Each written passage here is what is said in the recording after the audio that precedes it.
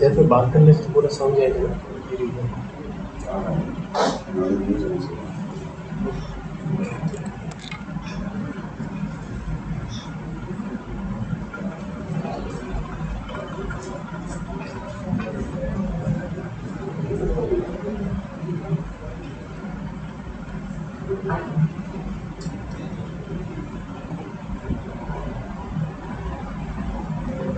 17 Sustainable Developmental Goals videos made by CSIR students as a part of their Gyan Tarang 2020.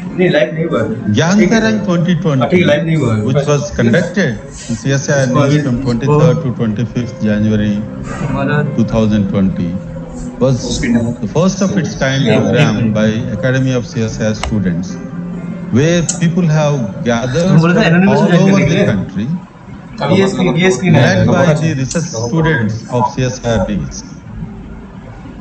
The most important and striking feature of this program is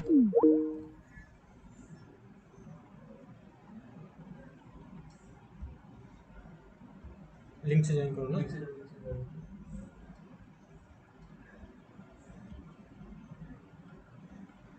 ये कौन सा phone?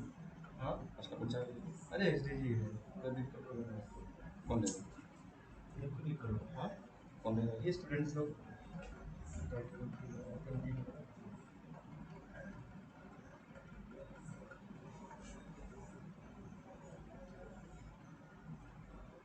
Logout नहीं किया। Logout क्या? वो save है ना password? नहीं, साइन अप किया। हाँ, बोलो। एनोनिमस में सर आप इसकी शो पे चला गया। वहाँ पे क्या करें? तो बहुत लोग क्या करना है? इसको प्रेस कर दो, ठीक है? इसको कर दो। इसकी स्क्रीन कुछ नहीं करना, ठीक है? यहाँ पे जो स्क्रीन में आएगा वो उधर ही आएगा, लाइव वही होगा, ठीक है? ठीक है, चलने दो। ये स्क्रीन टॉप पर रहेगा, ठीक है? ये ऐसे छोड़ के रखूं? हाँ, छोड़ के रखो। बीच में कुछ भी लेके आओगे वो स्क्रीन पे आ जाएगा। ओके, ठीक है? तो क्या? यहाँ पे जो बात करेगा वो भी जाएगा ना समझ? यहाँ पे माइक्रोफोन ऑफ कर दो। कैमरा हमारा चेक करेंगे पहले, ठीक है? मतलब क्या हो रहा है यूट्यूब में, सुनो, ठीक है? मोबाइल में कैसा कैसा ऑन कर रहा है, ऑफ ही था सकता है। आपका कोई लेकर प्रॉब्लम था सर? ऑफ करना पड़ेगा ना? आपका 90 तो बैकग्राउंड नॉइज देना पड़ेगा।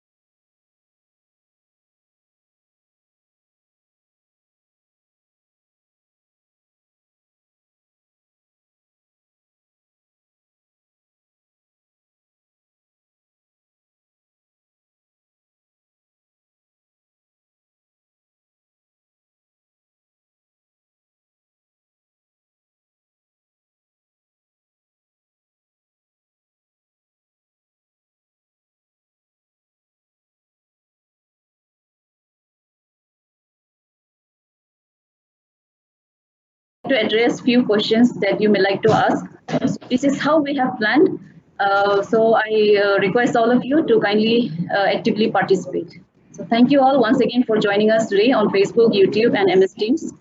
So now I request Ms. Gitashri to please give the introduction. Gitashri, Yes, over to you. Thank you, ma'am. Good morning, one and all present here, respected Director Sir of CSI NIST, all the scientists, and dear participants of SRTP 2020. It's a great pleasure for all of us to release and share all the Sustainable Development Goal videos with you all. We created this video in SSI Gyantarang 2020 on January to create an awareness among all the young students to fulfill and achieve these goals created by United Nations in 2015. So for this purpose, we got tremendous help from Director Sir of CSI NIST Jorhat, scientist Dr. Sekar Halda Sir of CSI NIST Jorhat, and all the CSI member CSI NIST families, along with Y Bhargav Kumar and Tariq Aziz. So now I would like to welcome you all to our videos created by all the SSS students of CSI NIST, and they try to find what can be the possible solutions for to achieve these goals by 2030. So stay tuned with this video. Thank you.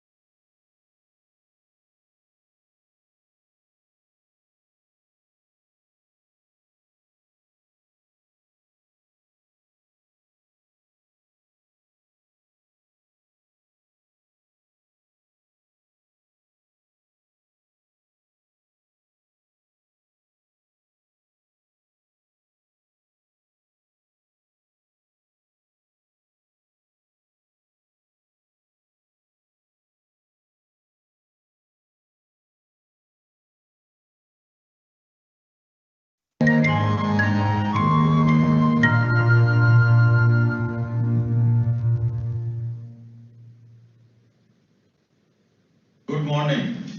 Great pleasure for me to announce the opening of the 17 Sustainable Developmental Goals videos made by CSIR NIST students as a part of their Gyantarang 2020. Gyantarang 2020, which was conducted in CSIR NIST from 23rd to 25th January 2020, was the first of its kind program by Academy of CSIR students, where people have gathered from all over the country, led by the research students of CSIR NIST. The most important and striking feature of this program is about 150 students have worked for more than 2 months in planning and in formulating several activities, and 10 teams were made, right from raising finances, making every single plan. It is all done by students, and management, execution is also done by students.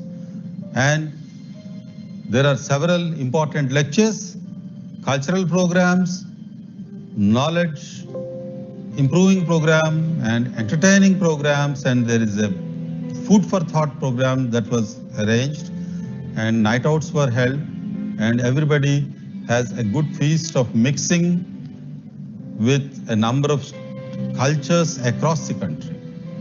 The most striking among these is the 17 Sustainable Developmental Goals. 17 students have come together and made videos on the 17 Sustainable Developmental Goals. I feel that this is a fantastic feature.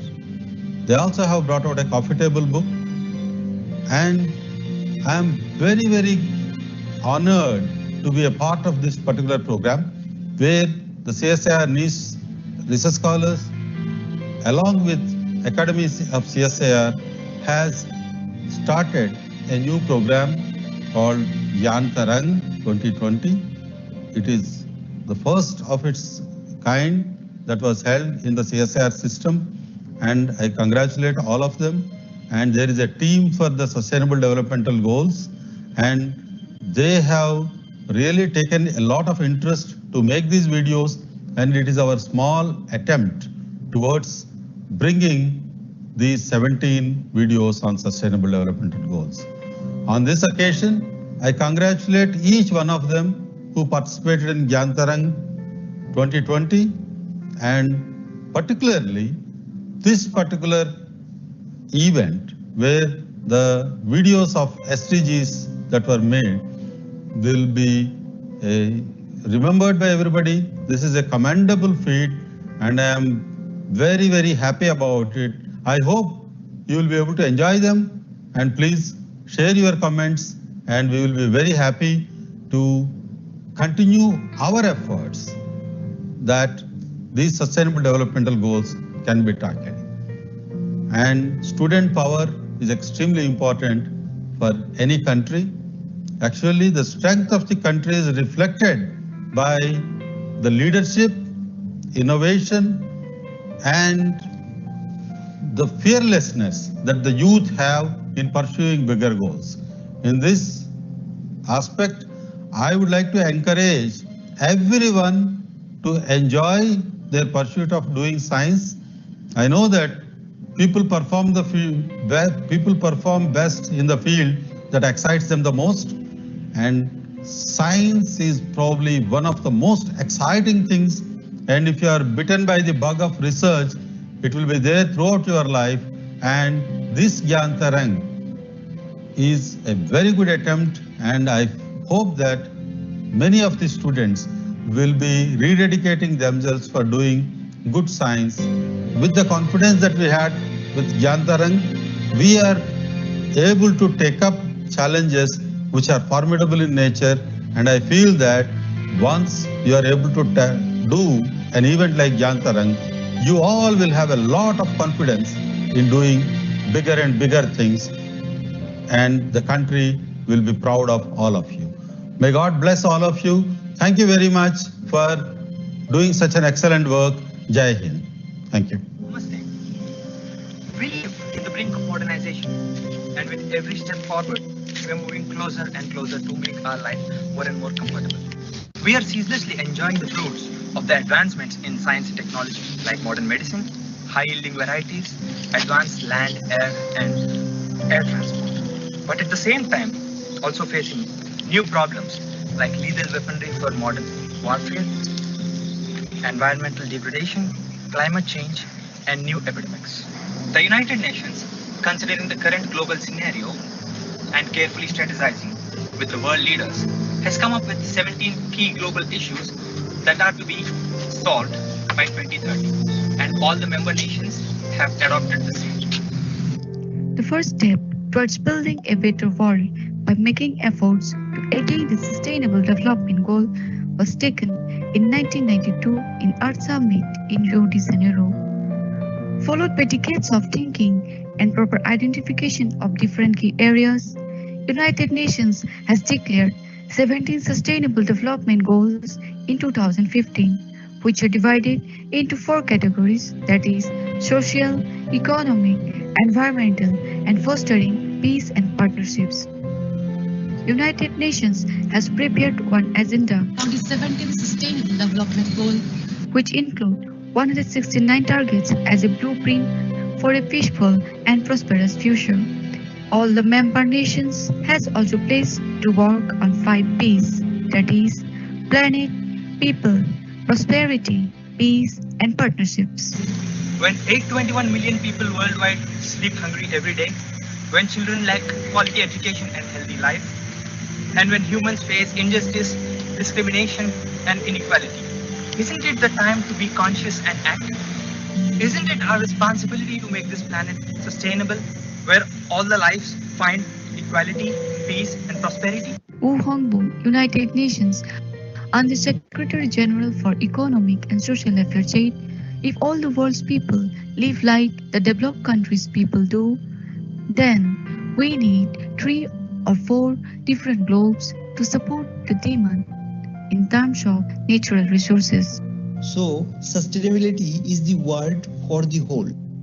This goal can be achieved by making little changes in our lifestyle. Let's say we choose biodegradable carb, plates and bags instead of disposable plastic. We are contributing for goal 12, that is sustainable consumption and production, which leads to reduce plastic disposal into water resources, thereby helping us achieving goal 6, that is clean water and sanitation. Also, we are supporting goal 14, that is life below water, and goal 15, life on land, due to fewer landfill and lesser contamination of water bodies.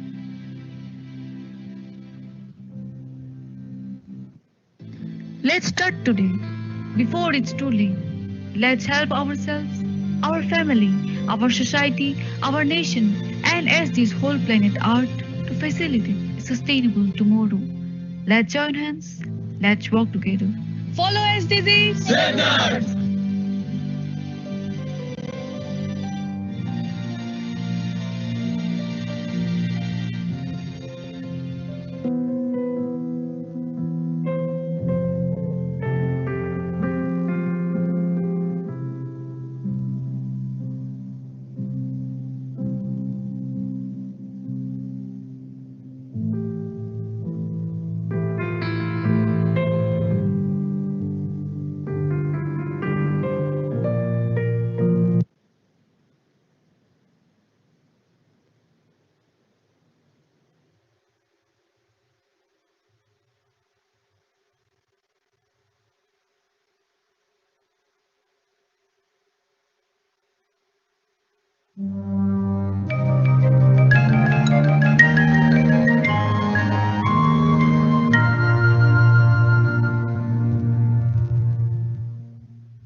Hi everyone. Welcome to our channel for the series of Sustainable Development Goals. Goal 1. No poverty. Let's introduce you all to our speaker, Mr. Sanjeev Sarkar. He is a third-year ACSIR PhD student at CSIR, NEAST, Horhat, Assam, India. He is currently working on nanocarrier-mediated targeted drug delivery in type 2 diabetes. He is supervised by Dr. Prasenjit Manna, Principal Scientist, and Dr. S.B. Wan, Senior Principal Scientist in the Department of Biotechnology. He is keen to eradicate poverty multidimensionally from the globe. So, let's hear from him. Hello everyone, I am Sanjeev Sarkar, an SSR research scholar from CSIR. Is it possible to survive a day with just 100 rupees? 1.3 billion people across the world do not have a choice, but you may have. Let's talk about first and the most important sustainable developmental goal, that is no poverty. Most of the countries around the world define poverty as the lack of money. However, poverty encompasses multidimensional disputes like deficiency of healthcare, education, and living standards such as drinking water, electricity, sanitation, housing, and assets. Although the extreme poverty is dropped by more than a half, too many people are still struggling for their basic needs. According to Oxford Poverty and Human Development Initiative in 2019, 130 crores people, that is 23.1%, are multidimensionally poor globally. In India, the number of multidimensionally poor is about 36.4 crores, that is 27.1% of total Indian population. To solve this crucial issue, we need to know the roots of poverty. Multidimensional poverty originates from different roots like historical regions, low agricultural productivity, natural calamities, unequal distribution of land and property, less development of small-scale cottage industry, high rate of unemployment, low-level education, war, and defective policies. Being a CSR student, I should emphasize on the role of CSR for eradication of poverty. To alleviate poverty, more money should be earned by multidimensionally poor people. In this perspective, CSR students should take an initiative to provide hands-on training to poor individuals on multi-layer vertical farming, which can produce 3 to 4 times higher crops and vegetables.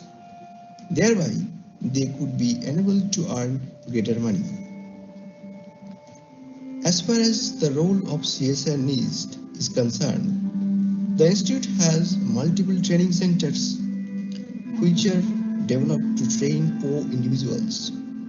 It has CNC, welding facility, and other skill development centers from which people can get training and make money. Moreover, CSR NIST offers dozens of products and technologies like agricultural technologies, harbor mosquito repellent, biofertilizer, building materials, paperboard and fiber, and design.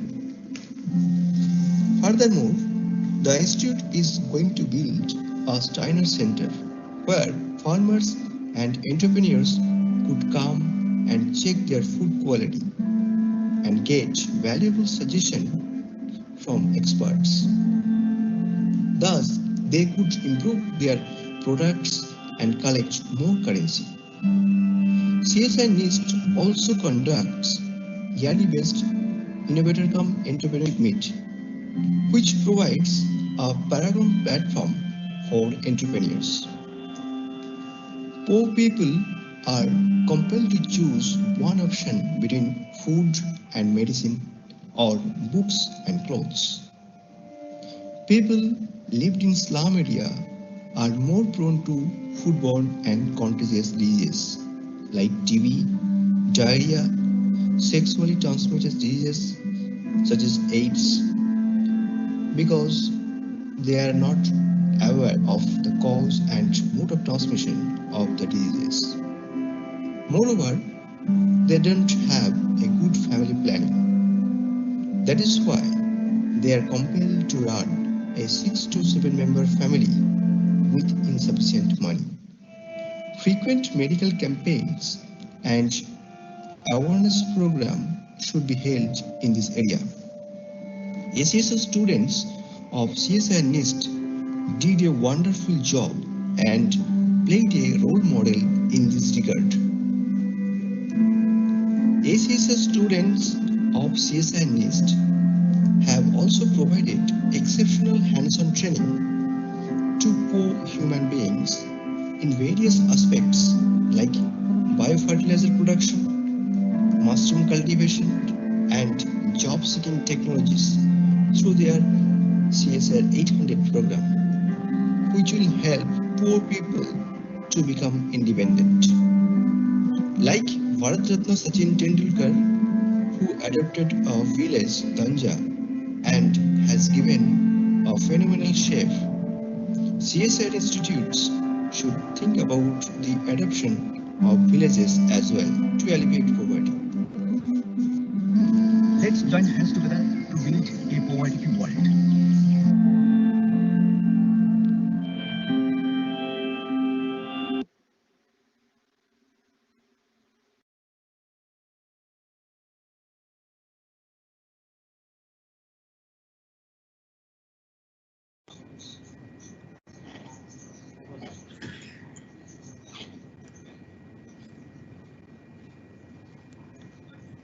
Is there any question regarding this?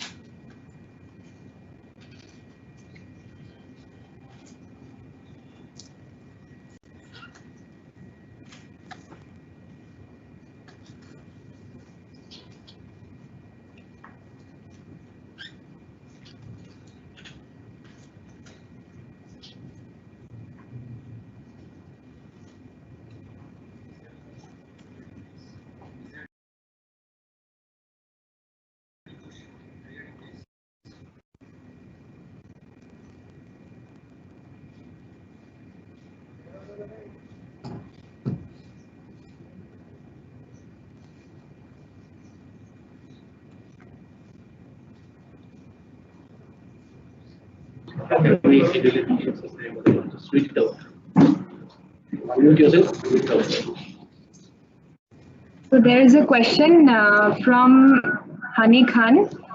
How can we relate sustainable development with biotechnology, and what are the future scopes regarding it?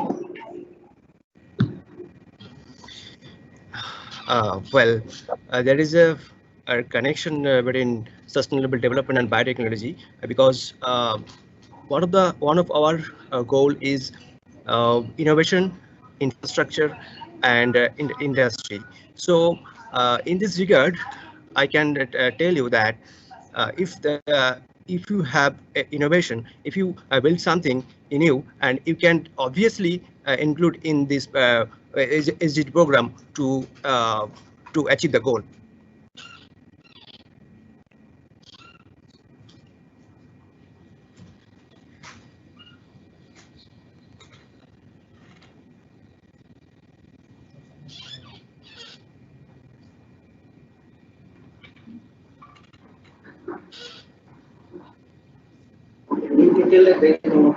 There is no more question.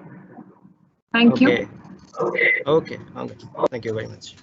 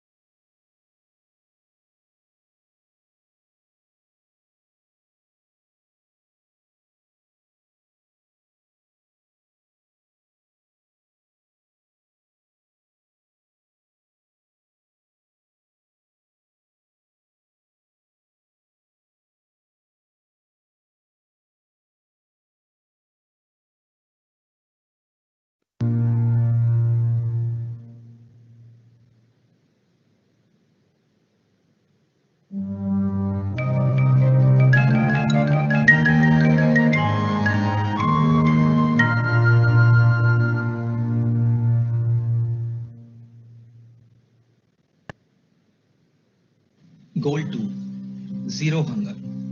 Introduction of the presenter. Mr. Vishal Das is an ACSIR PhD student at CSIR NEIST, Jorhat, Assam, India.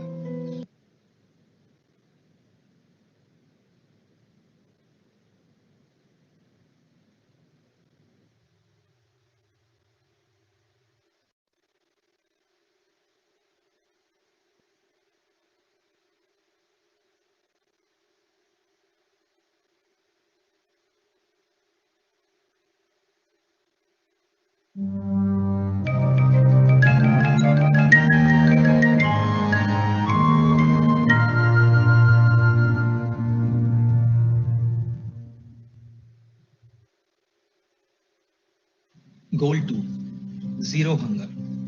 Introduction of the presenter. Mr. Vishal Das is an ACSIR PhD student at CSIR NEIST, Jorhat, Assam, India. He is currently working in the biotechnology division on the role of epithelial mesenchymal transition, promoting transcription factors in ovarian cancer stem cells differentiation. He is very keen to eradicate hunger from the globe.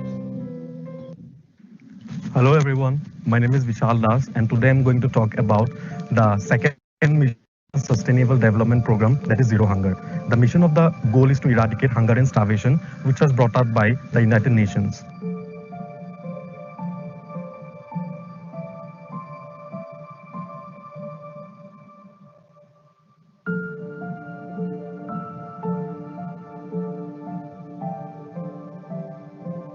Zero Hunger is the second of the 17 Sustainable Development Goals of the United Nations, supported by all UN organizations.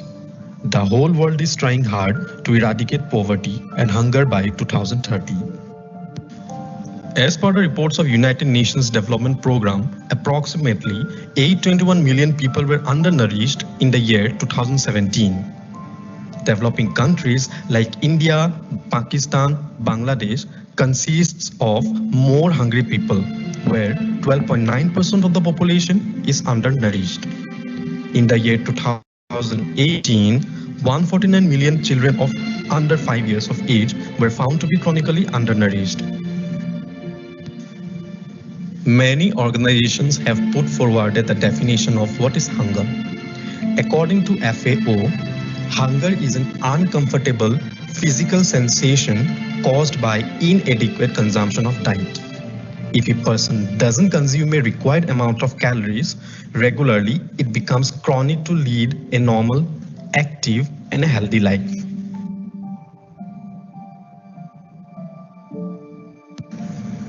There are many causes of hunger. Well, the main highlighted points are mentioned here. Poverty, exploitation of food, conflicts and war, climate change, unstable markets, and improper food distribution are the major causes of hunger. These are the honorable mentions for the targets set by UNDP to eradicate hunger. Firstly, to adopt measures that ensures the proper functioning of food commodity markets in order to help limit extreme food price expenditure. By 2030, to end all forms of malnutrition and addressing the nutritional needs of adolescent girls, pregnant and lactating women, and older persons. And thirdly, to double the agricultural productivity and incomes of small-scale food producers. The fourth one is to maintain the genetic diversity of seeds, cultivated plants, and other organisms by 2030. Fifth one continues with the increased investment by 2030 through enhanced international cooperation in rural infrastructure, agricultural research, and extension service. Well, the sixth one ensures sustainable of food production systems and implement resilient agricultural practices. Next, what we can do as an ACSI student.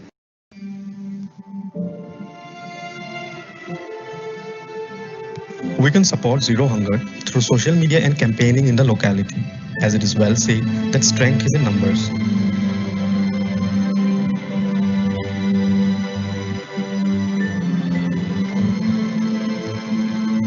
Increasing plantation of vegetables and herbs in the campus and neighborhood to promote ecosystem restoration. We can avoid food wastage, as it has been said that quarter of the food lost or wasted each day would be enough to feed the hungry people in the world. We can buy goods from the local invaders. Shopping from local farmers will help in local economic growth.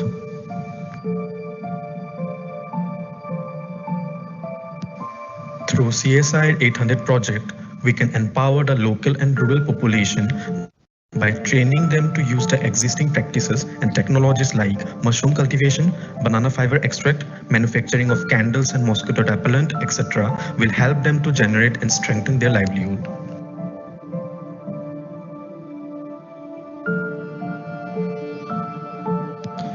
These images depicts a noble initiative taken by CSI NIST Jorhat, where the excess food during Gyantarang event 2020 were distributed among the needy through Feeding India NGO.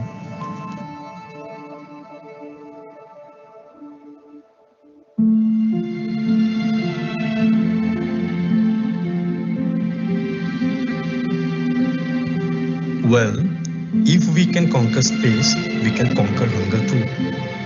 Let's eradicate hunger.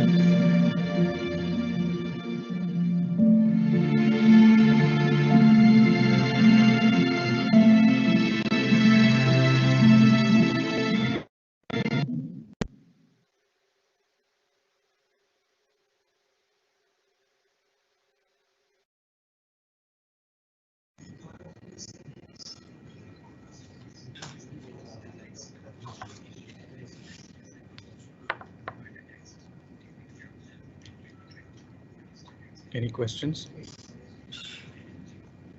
I'm ready to answer your questions. So the first question is, can biofortification help to achieve zero hunger? Sorry, could you repeat the question, please? Can biofortification help to achieve zero hunger? Biofortification. I cannot.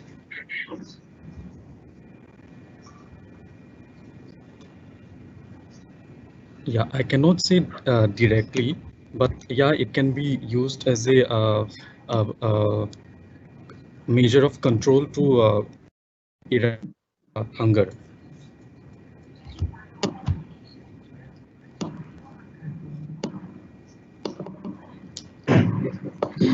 Why in India there is huge malnutrition? Where do we lack? Yeah, actually, India produces 250 million tons of grains every year, but the main problem is that they can't access the food commodities. So, due to the lack of accessible, so the needy cannot access the food, so they starve, and this zero hunger thing it appears. Anuradha Mitra wants to know, do the agriculture status fulfills the nutritional quality in rural areas? Not at all, because India is an agricultural country, and most of the people they depend on the small scale business, and the small scale business they do not get any government support. So they lack the economical support, and they face this problem of hunger.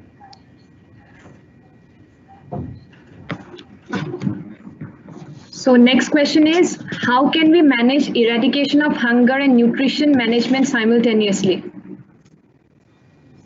Okay, as you have said, like this biofortification, it plays a very important role in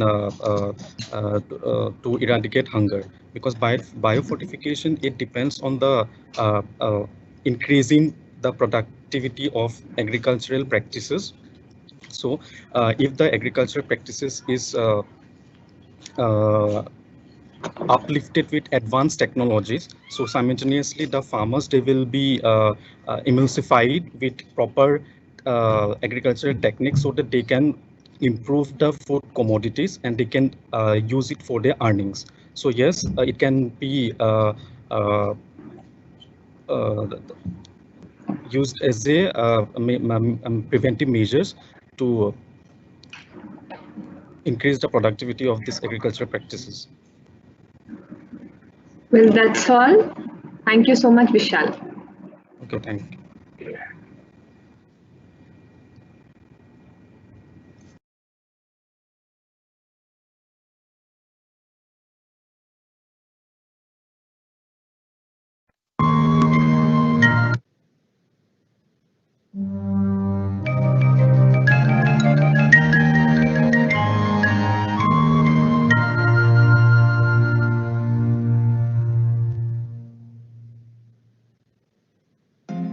Hi everyone. Welcome to our channel for the series of Sustainable Development Goals. Goal 3, Good Health and Well-Being. Let's introduce you all to our speaker, Miss Indrani Barua.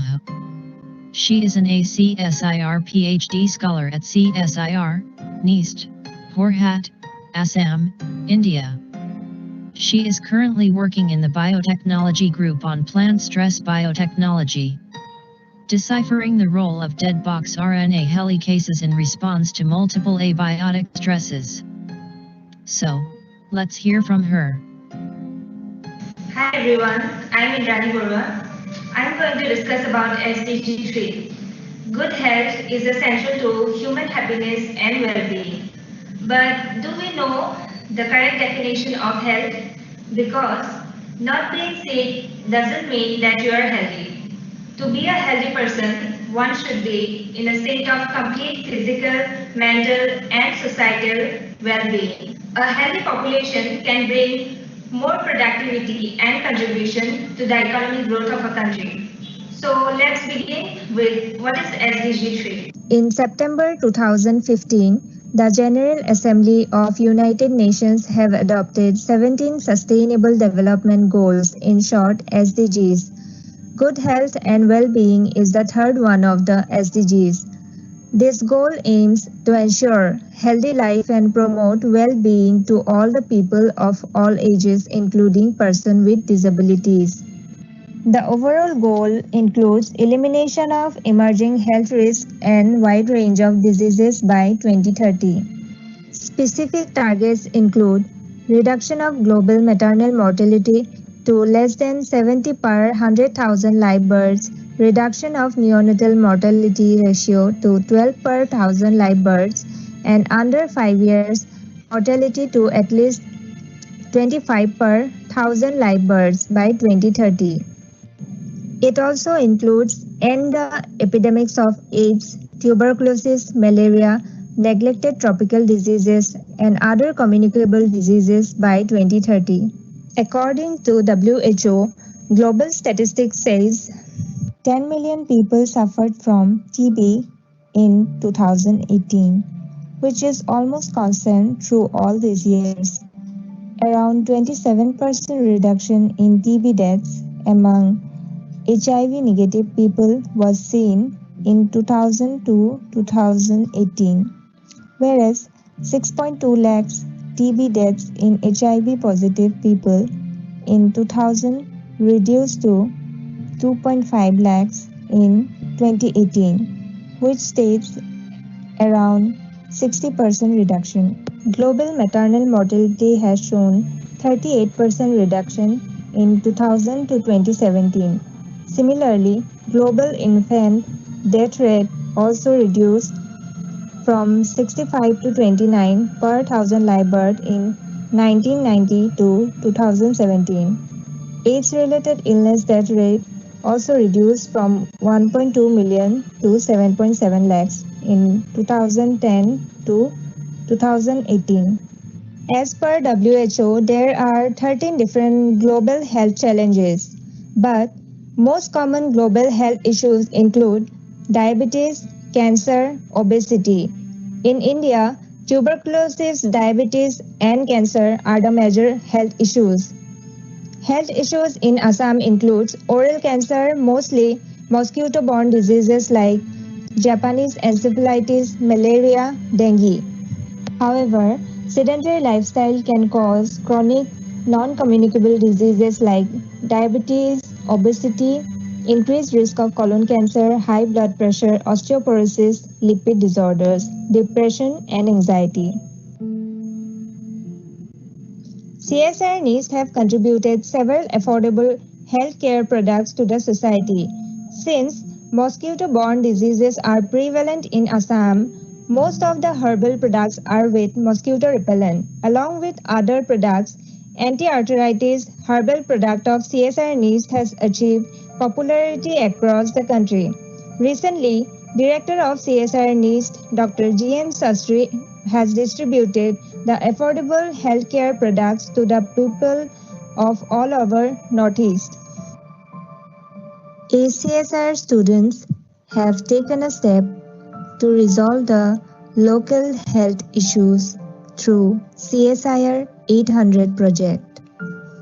ACSR students have done health campaign in rural areas to spread awareness towards routine health checkup, mental health care, hygiene maintenance, vaccination availability, emergency medical care, and road safety.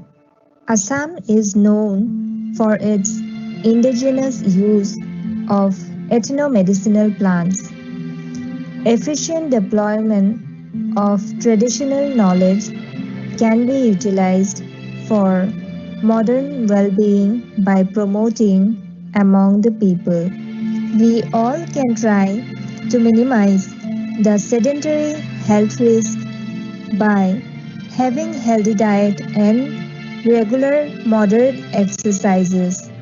Even a small initiative can bring positive changes. Spread empathy, love, and kindness to the fellow beings, which will improve the mental health of the society.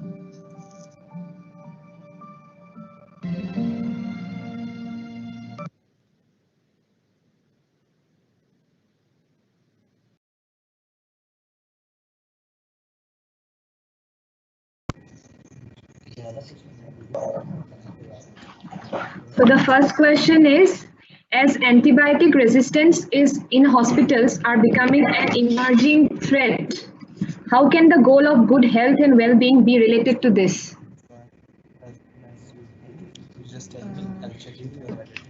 Antibiotic usage is becoming threat to. Sorry, can I ask the question again? As antibiotic resistance in hospitals are becoming an emerging threat, how can the goal of good health and well-being be like it can be helpful for this threat? Yes. Yeah. So that has become a threat. Now, this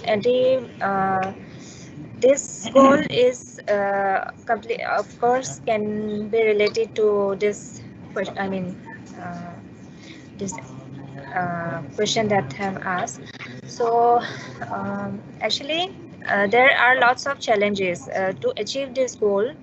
This good health and well-being, which the purpose is to serve the good health, uh, protection from all the diseases that are spreading and all the health issues, to protect all the people around the globe.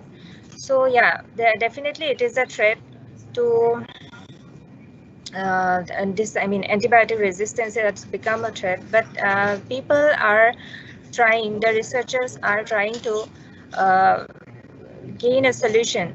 And with all this, all the biotechnologists, researchers and the health workers are uh, holding each other's hand, and they are working together to fight this battle.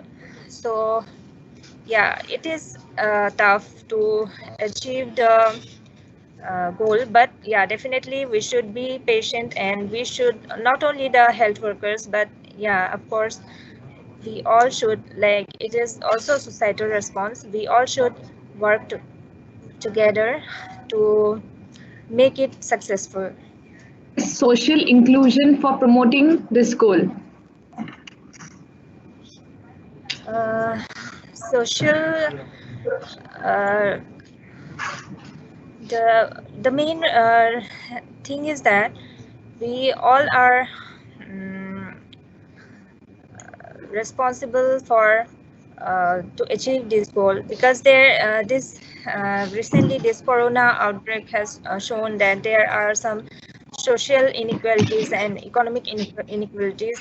That's why we are not successful to completely fight this battle. So we have to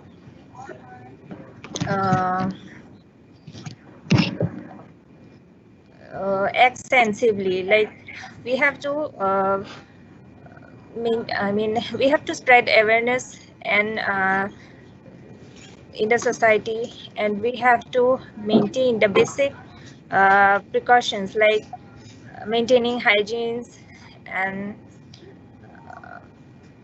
we should we should contribute in such precautions.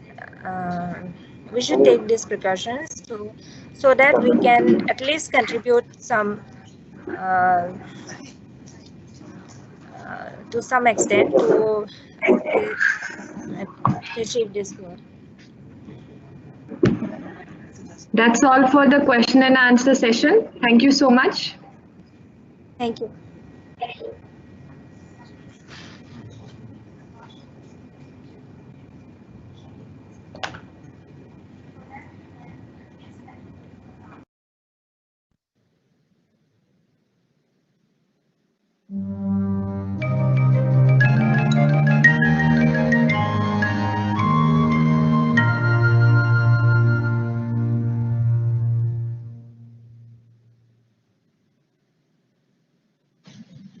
Goal 4, Quality Education.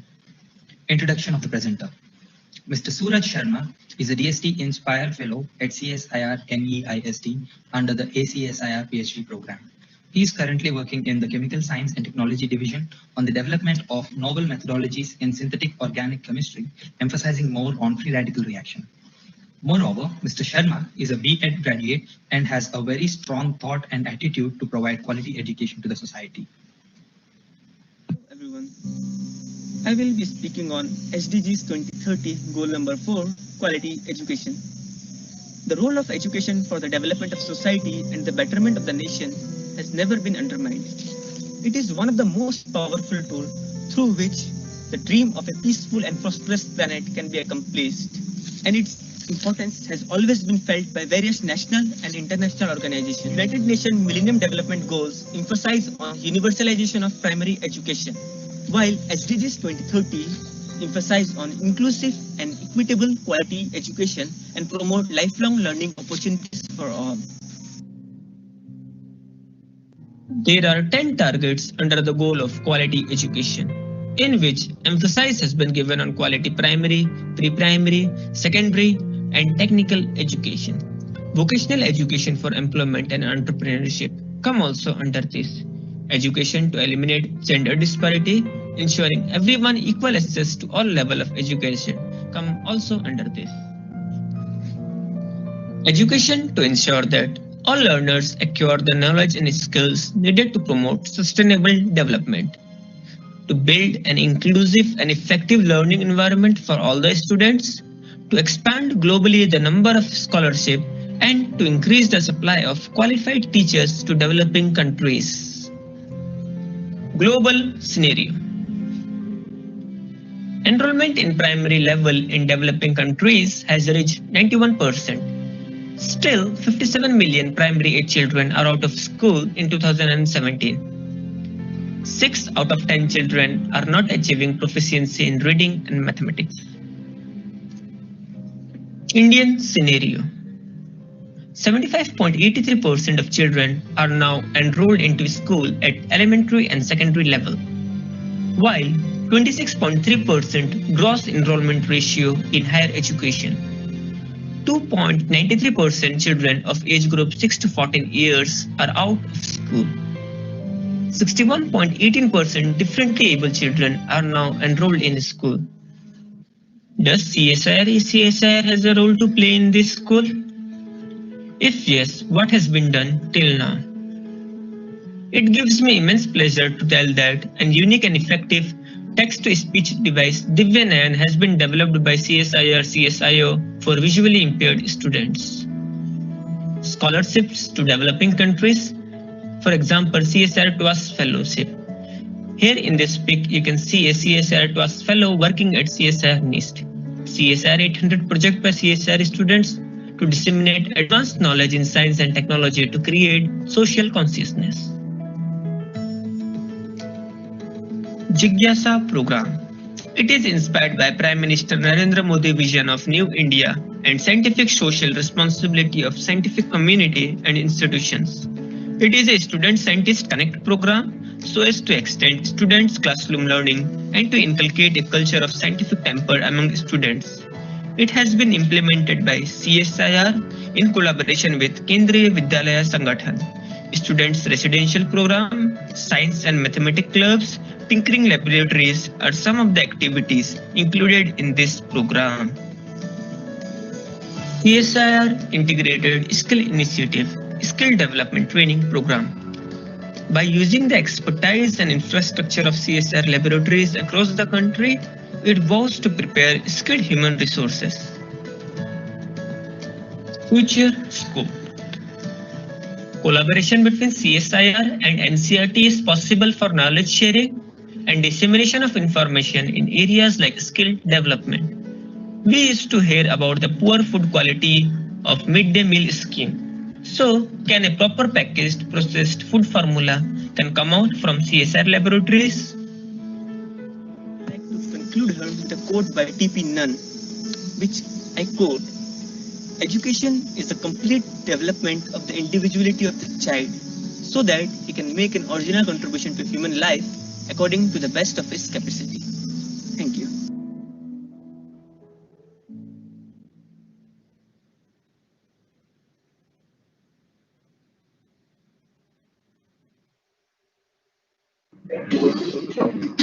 So there are no questions. Moving on to the next goal.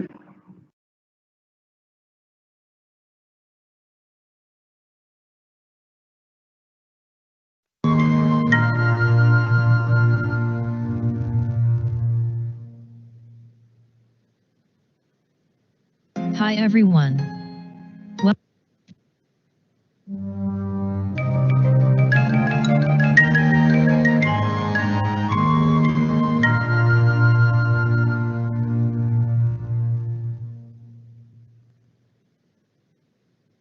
Hi everyone.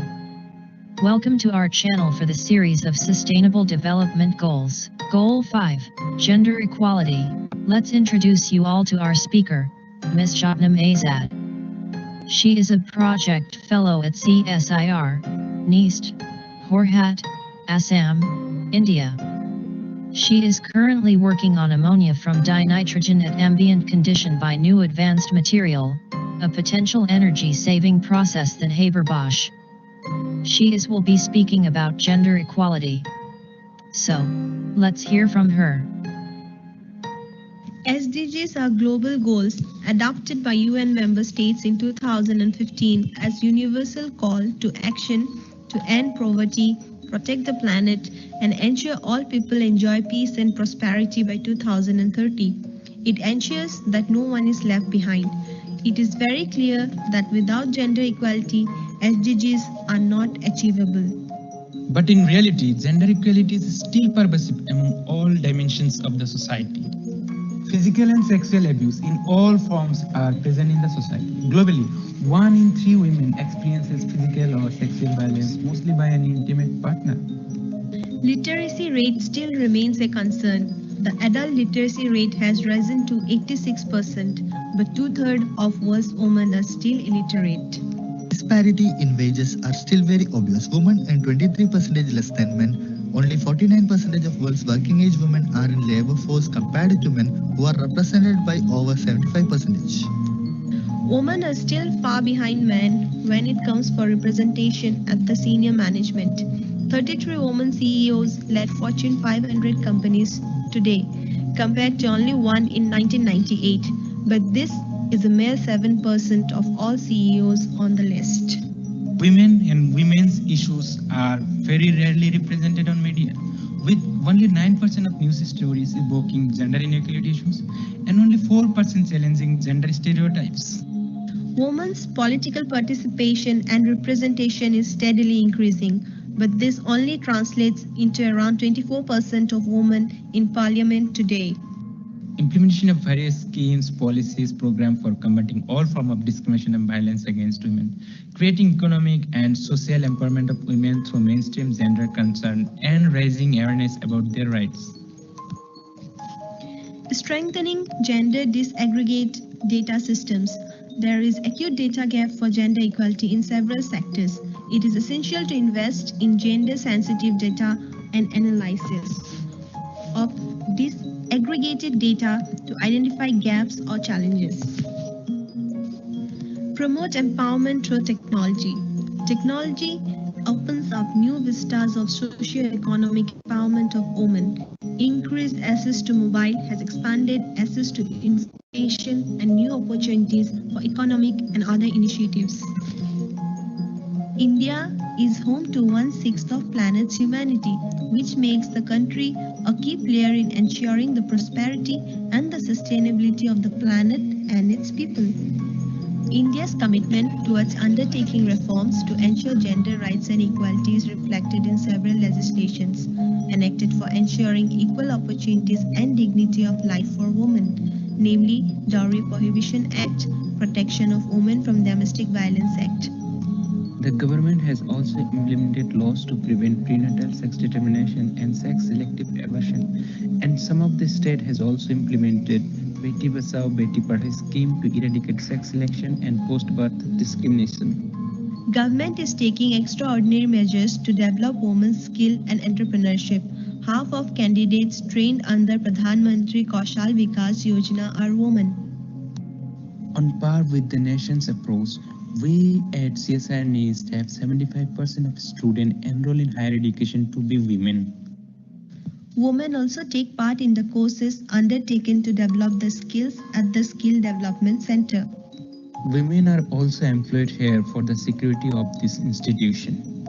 Gender equality is not just a problem for the women, but for every man in the planet. Together, Let us ensure in making gender equality into a living reality. Thank you so much. Moving on to our next goal.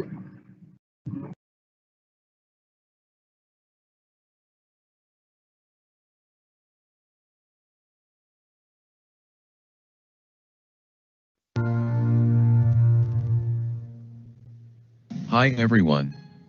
Welcome to our channel for the series of Sustainable Development Goals. Goal 6, Clean Water and Sanitation. Let's introduce you all to our speaker, Mr. Bhaskar Prodhim Mahanta.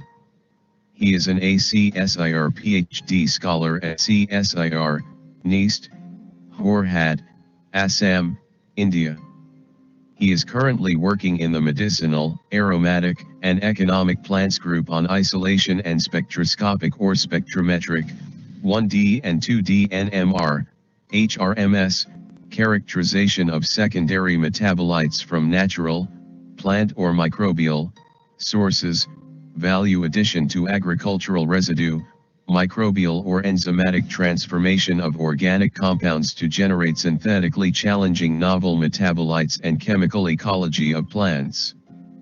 So, let's hear from him. I will be speaking on SDG 2030, goal number 6, clean water and sanitation. 70% of our planet is covered with water, but can you believe only 2.5% of it is actually fresh?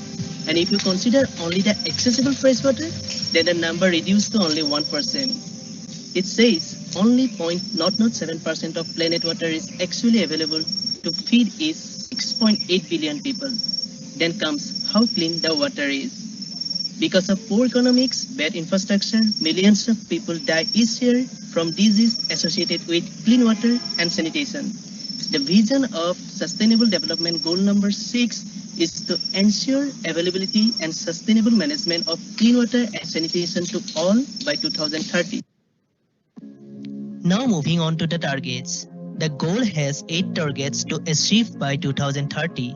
To ensure universal and equitable access to safe and affordable drinking water, access to adequate and equitable sanitation and hygiene for all, and end open defecation, improve water quality by reducing pollution, eliminating dumping, and minimizing release of hazardous chemicals, implement integrated water resources management at all levels, protect water-related ecosystems are the attempts. Let's look on the global scenario. According to the progress report by WHO and UNICEF Joint Monitoring Program in 2019, billions of people do not have the basic safe water, sanitation, and hand washing facilities. More than 785 million of people do not have the basic water services, and 8 out of 10 people are still lacking the basic water services living in the rural areas. More than 673 million of people are still practicing open defecation. While Indian scenario is concerned, the government of India has taken a lot of initiative to achieve the goals. Numerous schemes have been launched for a sustainable management of water and sanitation. Still, 541 million people lack access to an improved sanitation. 344 million people still practice open defecation. How science and technology can intervene to solve the water crisis, particularly for this region. Let's hear this, guys.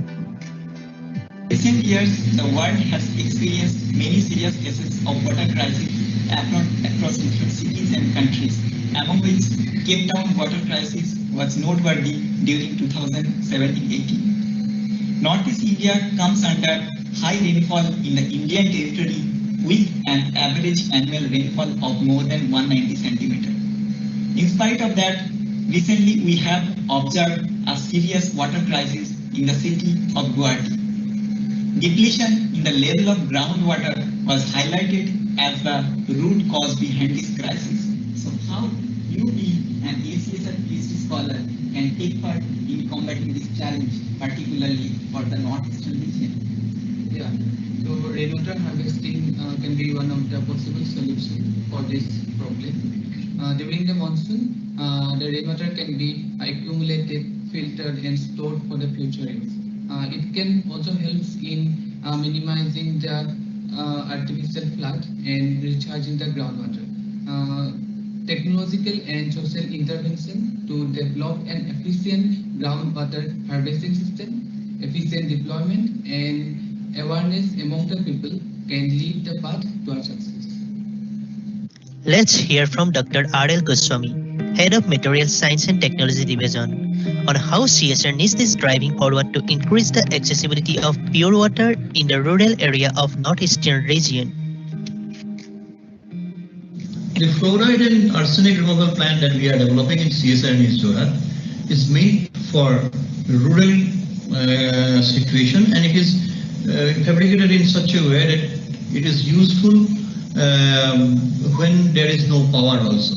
It is being developed by using local raw materials, and the sludge that is generated can be used as a wet rather than as a waste, so that the toxic sludge disposal problem is over. And we have already demonstrated one such plant in an area called Titagar, very near to us. It's a known arsenic containing zone. I like to conclude here with a quote by Mehmet Murad Illen. In the empire of the desert, water is the king and saddle is the queen. So my dear friends, let us make every drop count. Conserve water, conserve life.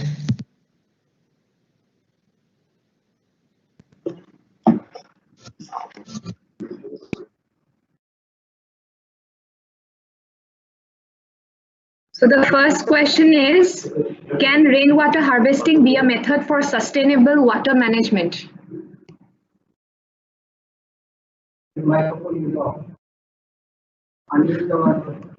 Bhaskar, your microphone is off. Yes, ma'am. Yeah, rainwater harvesting can be a solution for sustainable water management, because rainwater harvesting can also research the groundwater levels, as well as it can also help in artificial flood management also. So it could be a possible solution for groundwater research.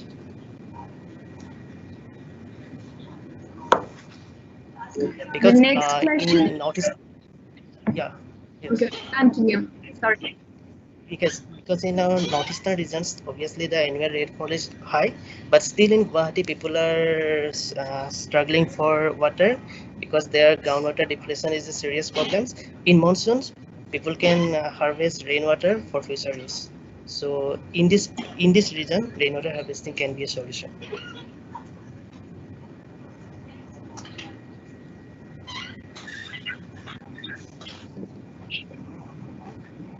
The next question is, what is the current scope of clean energy and water using nanomaterials from the large amount of seawater? Because most of the CSR labs are working to address these problems. Because as I like to highlight some of the CSR labs that working on this, like National Environmental Engineering Research Center CSR NERI is completely dedicated to this issue also, and another CSR lab is like Indian Institute of Toxicology Research. They were also engaged to solve this water and drinking water problem. So they are working, but in CSR NIST, we developed one of defluoridated and arsenic removal prep, which are using local raw materials, and it is useful when even no power also. So, and we developed such plant and demonstrated in our local area, Titagar. So these are the effort that CSR made to address these problems. That's all, Bhaskar. Thank you so much. Moving on to our next goal. Thank you.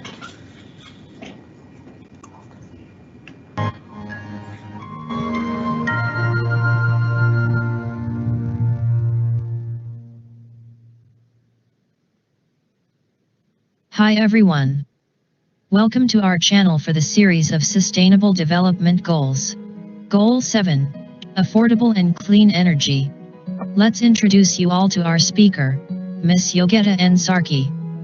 She is an UGC Senior Research Fellow at CSIR, NIST, Horhat, Assam, India. She is currently working in the biotechnology group on establishing CRISPR-Cas9/CPF1 genome editing systems for biotic stress tolerance response and phenotypic evaluation in rice, Oryza sativa, crop model. So, let's hear from her.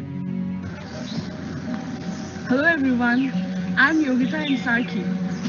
Our everyday lives depends on the reliable and affordable energy services to function smoothly and to develop equitably. Clean and affordable energy are produced from natural resources that are sustainable and so can be replenished over a period of time. Clean and affordable energy is among one of the sustainable development goals. It ensures access to affordable, reliable, sustainable and modern energy for all. So let's have a look at it. Essentially, the production of any clean energy does not result in the creation of environmental debt. Additionally, the technologies used in producing this energy pollute less or do not pollute at all, while they also do not utilize resources that cannot easily be renewed. A well-established energy system supports all sectors, from businesses, medicine and education to agriculture, infrastructure, communications, and high technology. Here are some facts and files. Globally, 1.3 billion people have no access to electricity. 3 billion people rely on wood, charcoal, kerosene, or animal waste for cooking. Energy provided by fossil fuels is the main contributor of climate change, representing 60% of all greenhouse gas. Every year, women and girls are disproportionately impacted by the need for collecting fuel and the higher risk of illness and death from indoor air pollution. In 2018, the global economic growth was increased to 3.7%. The global energy demand was increased to 2.3%, and the carbon dioxide emissions grew an estimated 1.7%. 70% of the total increase in energy demand was accounted by US, China, and India. India is playing a significant role. 84.5% people have access to electricity. Ranking of India is 4th in wind power, 5th in solar power, and 5th in installed renewable energy capacity in 2018. By 2020, the target is installation of more wind power as well as solar power capacity, thus promoting affordable and clean energy. The global status reports shows that the renewable energy consumption in 2017 was 10.6%. The graph shows the renewable power capacities in world, Europe, and the top 6 countries in 2018. The renewable energy has provided 11 million jobs worldwide. For many decades, fossil fuel has been the major sources of electricity production. Global electricity use is rising rapidly. The solution to the depleting fossil fuels is an alternative source of energy that is renewable, which includes solar energy, wind energy, hydropower energy, and geothermal energy.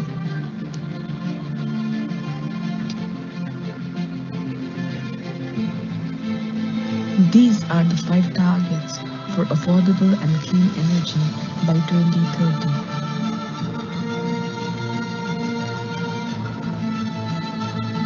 SpiceJet operates India's first biofuel-powered flight from Dehradun to Delhi. A few mentions of promoting clean and affordable energy at CSIR East. Installation of solar panels for electricity generation. Water wheels set up to generate electricity in remote hill area. Solar energy storage system using phase sense material. And microalgae stream development for biofuel production.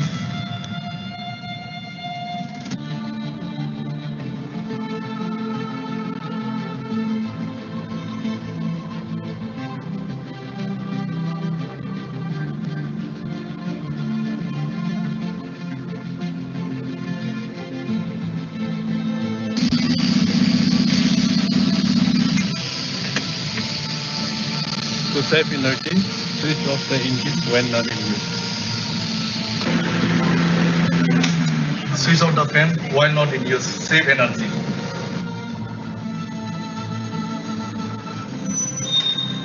Switch off the lights when not in use. Save energy.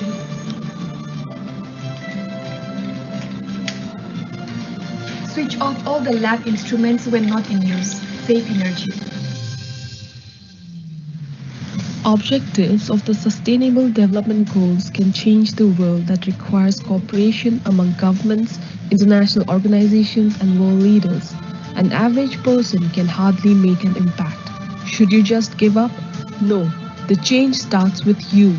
All of us are a part of the solution. By following some easy practices in our everyday life, we can make a big difference.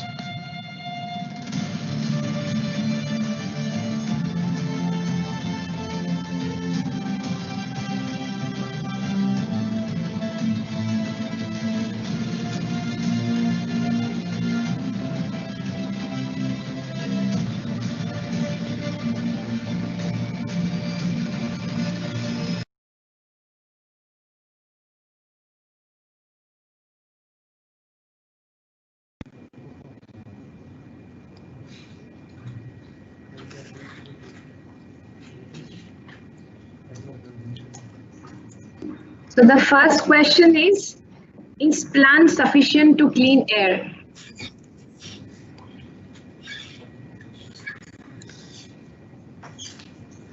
Hello. Yeah. Can you repeat the question? Is plant sufficient to clean the air? Yes. I think yeah. The plant is actually sufficient to clean the air because there are lots of the carbon emissions are there. So plant actually with the increase in the natural vegetation, the amount of carbon dioxide in the environment, it can slowly come to a tolerance level. So I think yes, plant is sufficient to clean the air.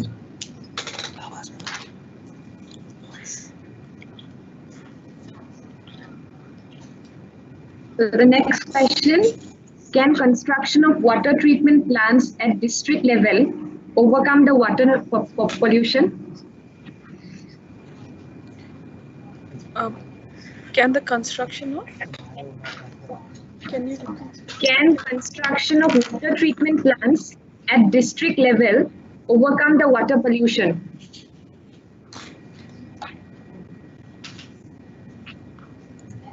I think I cannot say it to 100% level, but yeah, to some extent, it can overcome the this water pollution level if the water is treated in a district level. So obviously, it can be.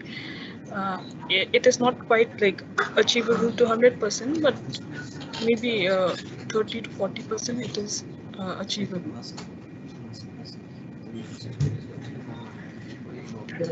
Okay, thank you so much. Moving on to our next goal.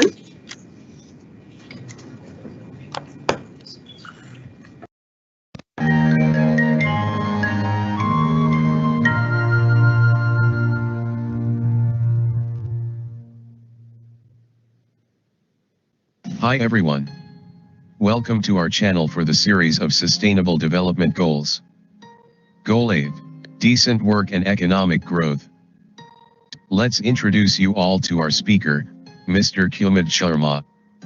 He is an ACSIR PhD student at CSIR, Neast, Horhat, Assam, India. He is currently working at the Chemical Science and Technology Division on the development of new carbon-carbon bond-forming reactions and the synthesis of pyrrole-fused quinoline and coumarin derivatives. He is also involved in the synthesis of coumarin-based fluorophores and their photophysical studies. So, let's hear from him. Hello everyone, today I will be talking about the Sustainable Development Goal 8, which is decent work and economic growth. So what does this economic growth means? Why it is so important? Actually, this economic growth means a rise in real GDP which means also a rise in national income too. So it also helps in the reduction of various objectives like in the reduction of poverty and also in the reduction of unemployment and also in the improvement of several public services too. So let's get into the video.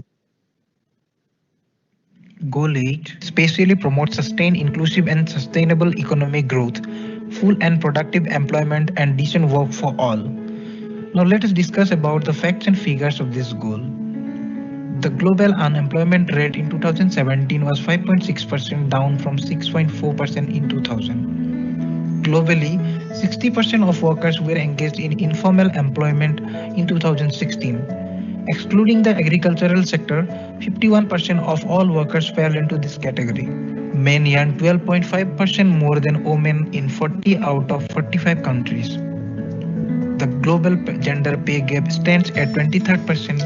For that, women participation in the labor force stood at 48% in 2018, compared with 75% for men. Despite their increasing presence in public life, women continue to do 2.6% the unpaid care and domestic work that men do. Due to expanding population, around 470 million jobs are needed globally for new entrants to the labor markets between 2016 and 2030. We can meet these goals if we focus on the targets of these goals. Let us discuss about the targets of these goals.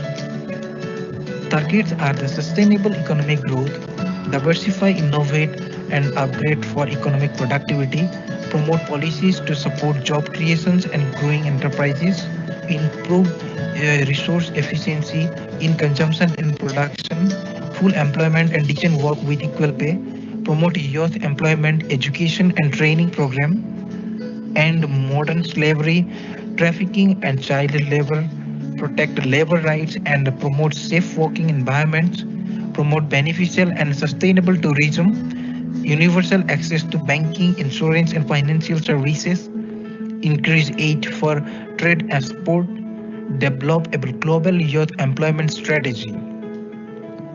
Now focus on what is the current scenario in India. In 2018 to 2019, with GDP growth rate to 6.8, India is recognized as one of the fastest growing large economic in the world. Telangana and Chandigarh are the top performing among the states and union territories respectively. With SDG 8 index score 62, Assam in the performer category. Out of 7 states of Northeast, Mizoram and Manipur fell into the aspirants category only. Here I would like to focus some challenges and their solutions. All know that unemployment is on the rise around the world. For that, we need to provide employment opportunities and decent work for all. Roughly, half of the world population still lives in $2 per day.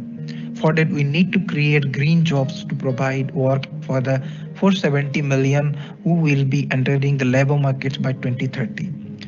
Some economic activities directly or indirectly harm the environment. For that, we need to promote green and growth and jobs.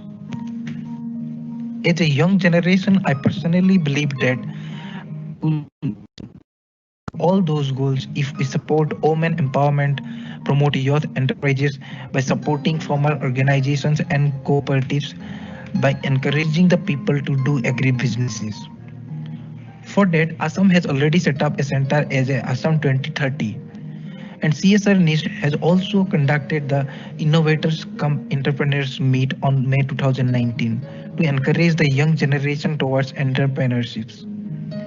Moreover, as a CSR student, all of us are doing societal work under CSR 800 project to create a sense of social consciousness and responsibility by participation in science and technology as well as socio-economic activity which is relevant to the nations. So yesterday is gone, tomorrow has not yet come. We have only today. So let's start from today, not wait from tomorrow. Thank you.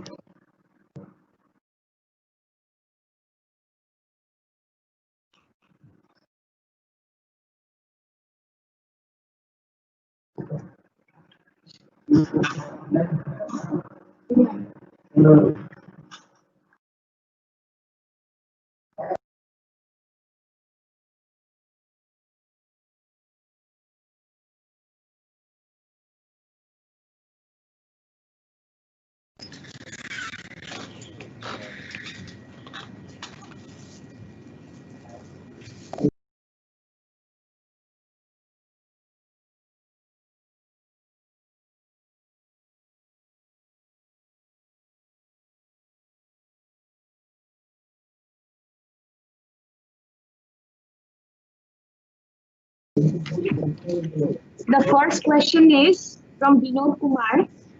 He wants to know how economic growth will help by eradicating the poverty. Sorry, can I have the repeat question? How economic growth will help by eradicating the poverty. Yeah, actually, I think that we need to concentrate in the priority sector investment as a in the food parks and the rural markets, so that where we get the employment and many of the people around the country. So, including the farmers and the other employee which are going to be unemployment in the recent scenario. I think so.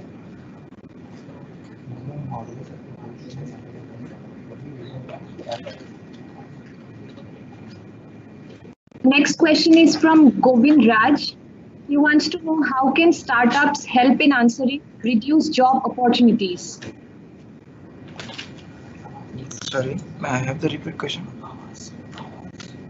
How can startups help in answering reduced job opportunities? Govind Raj wants to know about it.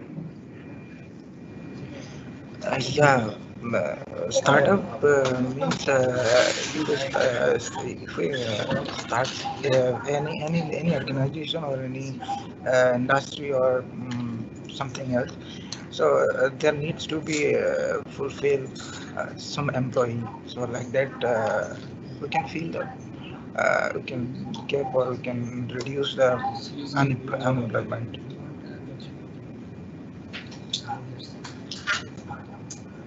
Okay, thank you so much. Moving on to our next goal. Thank you so much. Thank you.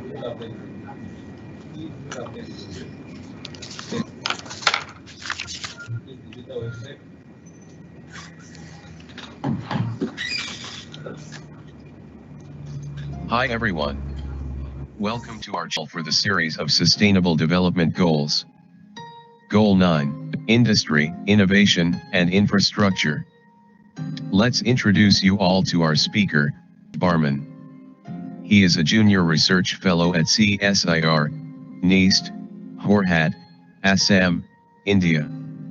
He is currently working in the biotechnology group on understanding the genetics and molecular biology of different diseases, searching some plant-extracted product with huge pharmaceutical value. Exploring of yeast species from different states of Northeast India. So, let's hear from him. Hello everyone, I am Pankaj Burman, Research Fellow of CSIR NEAST. Here I come to discuss about Sustainable Developmental Goal 9, that is SDG 9. And SDG 9 is the goal about industry, innovation and infrastructure. So, let's begin. Main agenda of SDG 9 is build resilient infrastructure, promote inclusive and sustainable industrialization, and foster innovation. SDG 9 tells about transportation, sanitation, electric availability, economic structure, education, innovation, agriculture, and industrialization. Let's have an overview of current scenario of SDG 9. Efficient transportation service has increased by 3.7% globally in 2017. Global manufacturing value slowed down. Global CO2 emission from industries declined by 2016 to 20. Official flow of economic infrastructure reached at $59 billion in 2017. Researcher per million inhabitants reached at 1163 per million in 2016. 3G quality or higher network reached at 90% of the globe. Let's check some fact and future challenges. Still 2.3 billion people lack sanitation, 2.6 billion people still deprived of constant electricity. Business productivity decreased by 40%. The renewable energy sectors employ on 2.3 billion people. 4 billion people still do not have access. 30% agriculture products go to industrial processing. Let's know how India contributes here to achieve the goal. India has the youngest population of who is 30% under the age of 40. It is hard to achieve the goal without India's involvement. India government is building a plan under Vision 2030 agenda to make it possible. Also in academy, CSI labs are highly determined about achieving it by different CBRI and CRRI on welding and road research. CSIR CRI on optical and wireless technology. CSIR CIMFR on mine and fuel research. And here, addition of CSIR NIST as a multidisciplinary body is making CSIR as a most important body for this goal. Now, to achieve the goal, we have to build resilient infrastructure, promote inclusive and sustainable industrialization, and foster innovation. We have to increase the use of renewable energy. We have to support economic and environment-friendly technological progress. We have to increase investment in scientific research. Being a SSR student, I suggest you to all that industrialization and modern infrastructure are considered to have negative impact on nature and traditional practices. But we can make people aware that a well-balanced approach in infrastructure development can actually have positive impact in better livelihood and socio-economic, creating more opportunities for sustainable conservation of nature and tradition. Quality research is the foundation of new innovation. Therefore, we need to promote a quality research to create ecosystem for innovation.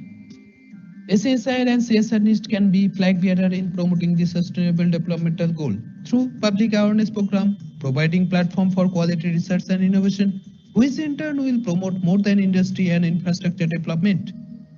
Finally, a functioning and resilient infrastructure is the foundation of every successful community, and with good access to information and communication, we can bring major positive changes in the society. So, let's join hands together to achieve the goal. Thank you.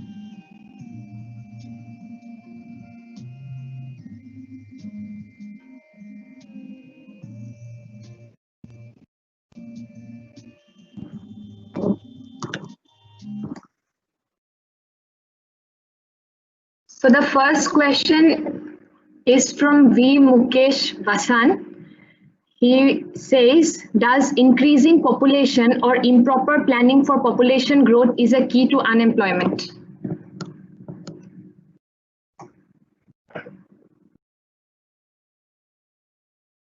Hello. Hello. I'm audible. Yes, yes. Hello. Are you hearing my question? Your question is the increase of population is main cause of unemployment, right or not? It is. I think it is not. I think it is not a proper cause for unemployment. Actually, employment depends of our infrastructure actually and innovation. In particular, our own innovation means national innovation, and due to our in that time, due to our low level of national innovation or not a so high quality innovation, and that's why our infrastructure are not also good, and that's why our employments are not coming and that level which we need, in which percent we need. Okay, I think your question is clear. Hello. Next question from Harini. Can eco startups be a solution to the unemployment problem? Yeah, please repeat.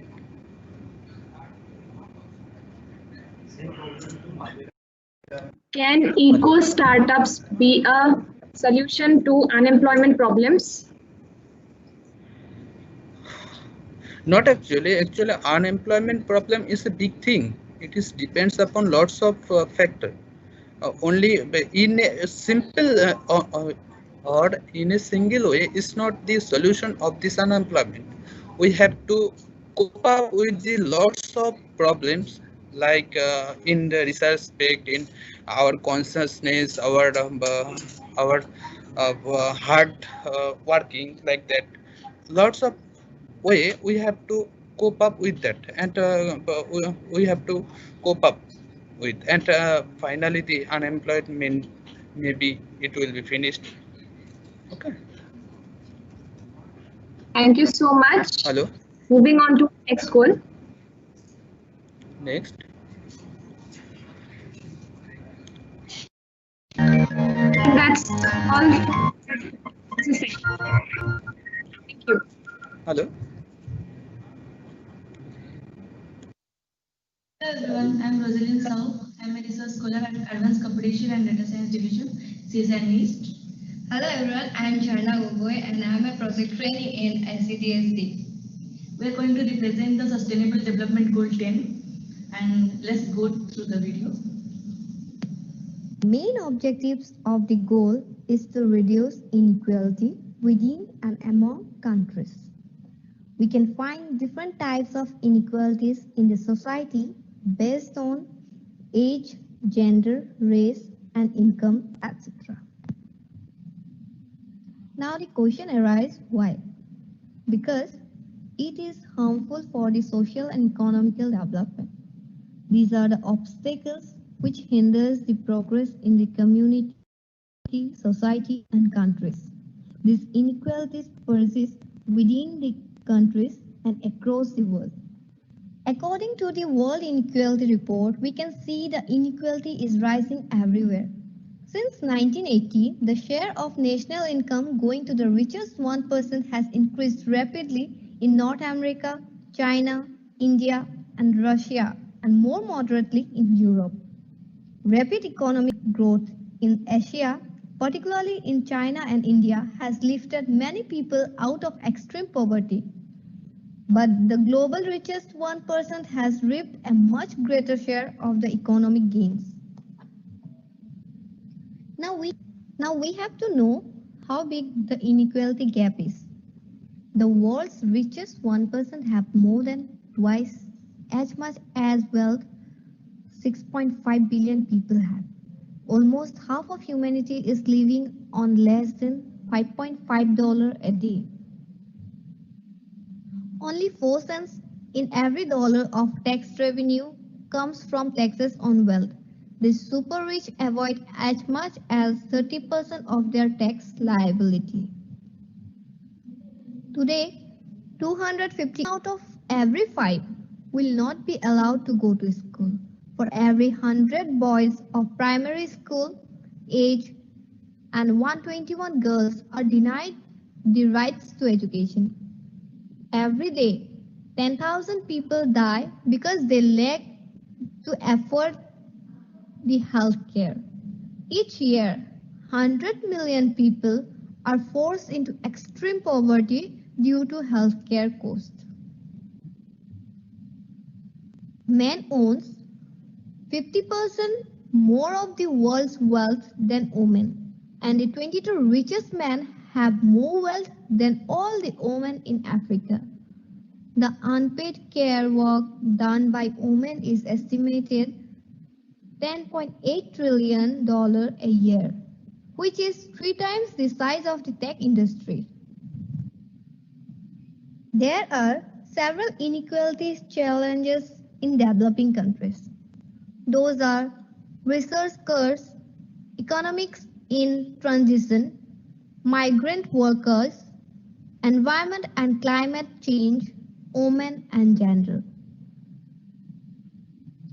There are many causes of inequality like lack of participation, lack of healthcare, nutrition, and education, economic imbalance of power, part-time and temporary employment, financialization of the economy. In US and other developed countries, the main interest of the economic development goes to the companies, financial services, and other vested interests, rather than to those people who do most of the hard work. Financial sector is a key enabler of inequality in advanced economy. As a member of CSR family, how we can contribute to the Sustainable Development Goal 10? For this, we need to take some initiative like empowering marginalized population. Last year, we have organized innovators and entrepreneurs meet in CSR NIST. We are also organizing different programs for students which will trigger the scientific temper in young minds and expose them to the current trends. High quality education needs to be sustained and paired with workforce training to give opportunities to the youth for their bright future. Companies and other organizations need to recognize that their employees are their most valuable assets. And there are several innovative programs that are needed to be conducted. Last but not the least, the scope and scale of the problem should be recognized.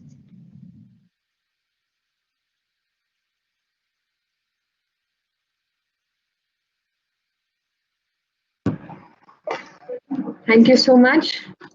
Moving on to our next goal.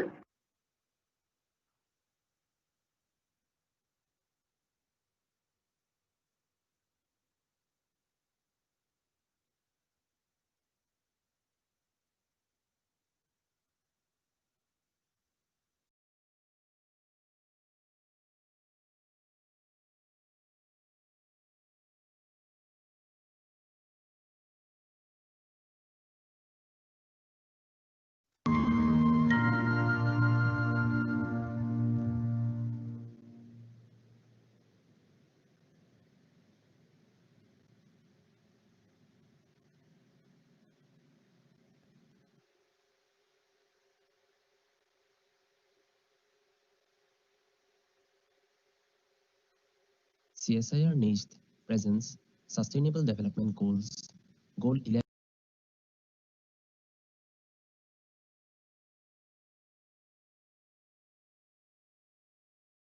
Chief function of the city is to convert power into form.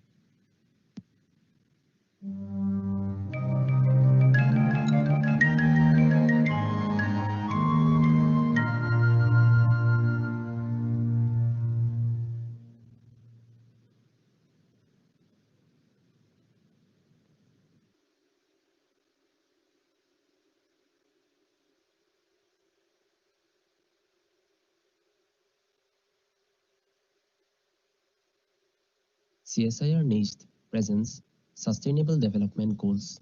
Goal 11, Sustainable Citizen Communities. Special thanks to the Director CSIR NIST. Thanks to the team members. As said by Lewis Mumford, the chief function of the city is to convert power into form, energy into culture, dead matter into the living symbols of art, biological reproduction into social creativity. The concept of sustainable cities and communities comes after the rapid growth in populations in Asia-Pacific regions, with which the urban development gets accelerated. According to the study of the current status, it is estimated that Asia and the Pacific were home to 53.6% of the global urban population, and that by 2019, more than half of its total population will live in cities. Cities face converging challenges, including migration and population growth, changes in family structure and social cohesion, increases in informal settlements, vulnerability to climate change and disasters, exclusion, rising inequality, and insecurity. With the growth of the middle class in cities, emissions and waste are likely to increase unless there is a change in production and consumption patterns. Cities are also an innovation hub, a live store of ideas, culture, and progress, and account for 80% of the region's economic output. The field which should be considered for creating a sustainable city must include urban water and sanitation, basic services, transport and heritage sites, green spaces and transport, disaster management, partnership and networking.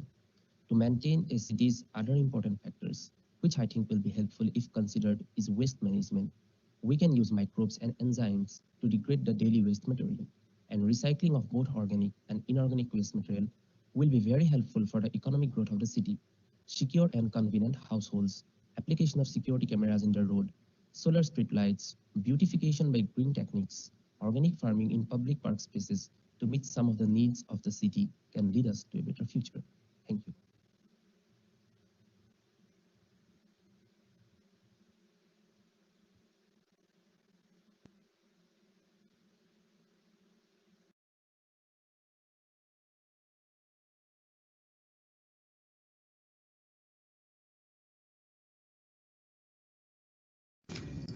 Okay, any questions regarding this? So the first question is from Harini. Why isn't the construction of green buildings are not much implemented in India? Pardon? Why isn't the construction of green building are not much implemented in India? Because in India, traditional house building is followed by the people of India, and as we know that in Northeast India also, different kind of traditional house building processes are there, which are followed by the people of this region, and which are very useful and eco-friendly, actually.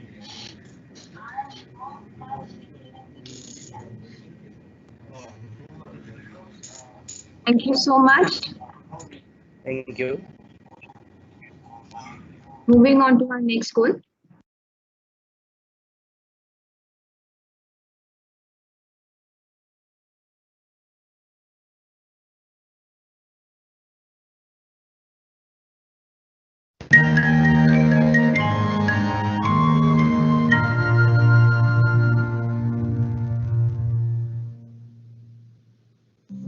Goal 12.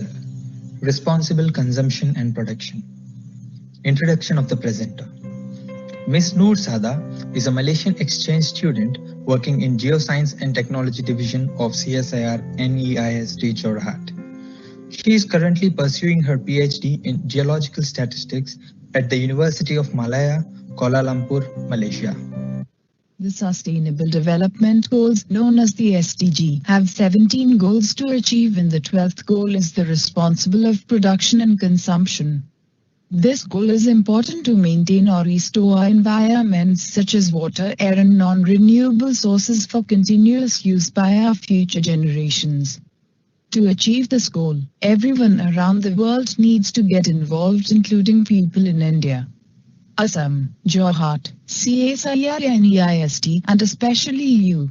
Did you know that India is the 7th largest country but has the 2nd highest population in the world? Make up 17.7% of the total world's population is reported by worldometer.info. However, the country has only 4% of the water on this earth, and 54% of this country faces water stress, said by World Resources Institute. Therefore, water should be used wisely as it is faster consumed than it replenishes, since the most percentage usage is by domestic other than irrigation. One of the solutions is reverse osmosis. Beverages can be commercially available to the public. Other than that, industrial activities that used 1.3% of the water resources should also be monitored so that they will not overuse water. Not only water wastes, especially chemicals produced by the industry, also need attention. This would exacerbate the fact that only 24.8% of daily Indian waste is processed, as reported in the Times of India at 2018. For scientific development, chemical waste can be properly controlled by providing a waste bin or space for chemical waste, rather than letting them release through the air that may affect the air quality. The discipline of handling chemical waste can be done by implementing workplace procedures such as 5S to avoid situations that could indirectly harm the health of scientists, scholars, and people around the laboratory. India wastes 67 million tons of food per year as reported in indiatimes.com. The process of organic fertilizer in animal feed can help to reduce this problem.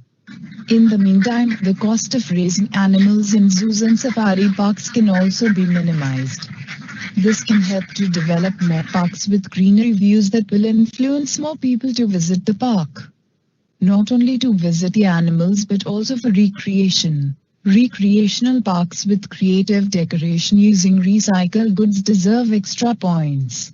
These greenery-based places can reduce greenhouse gas emissions as India is the third largest greenhouse gas transmitter and responsible for 6.9% of global emissions.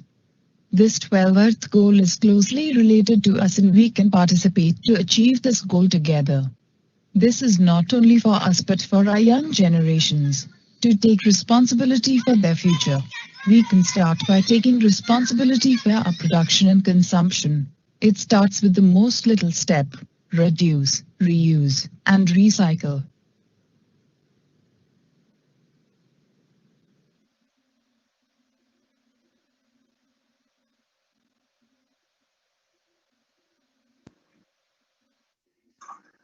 Thank you so much. Over to our next goal.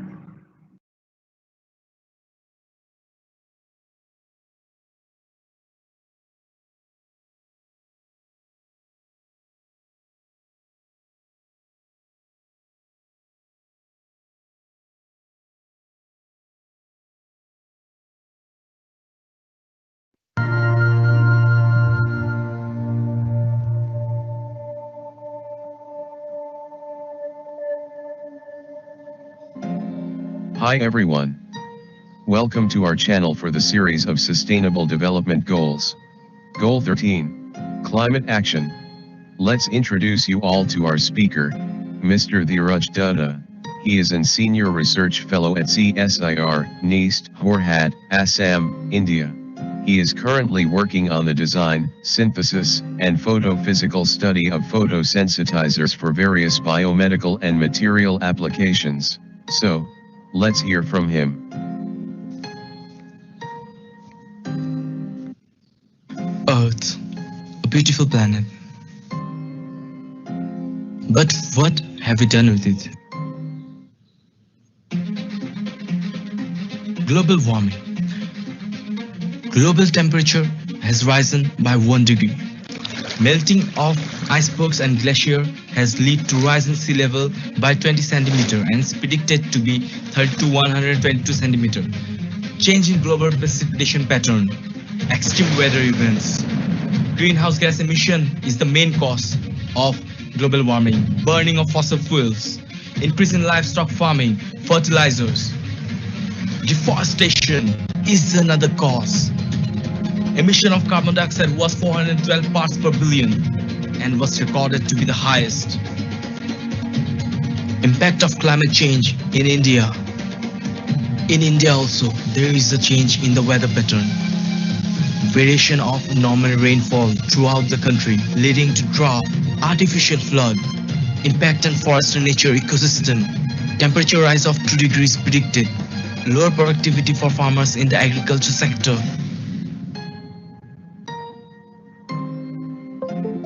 Can we bring the change? Or is it too late? We shall start from today itself. To bring the change. To tackle the climate change and its impacts, we have Sustainable Development Goal 13, that is climate action. Take urgent action against climate change and its impacts. It has 5 targets. Target 1 is to strengthen resilience for adaptive capacity. Target 2 is to integrate climate change measures in national policies. Target 3 is to improve education. National Determined Contributions of India. National Action Plan on Climate Change.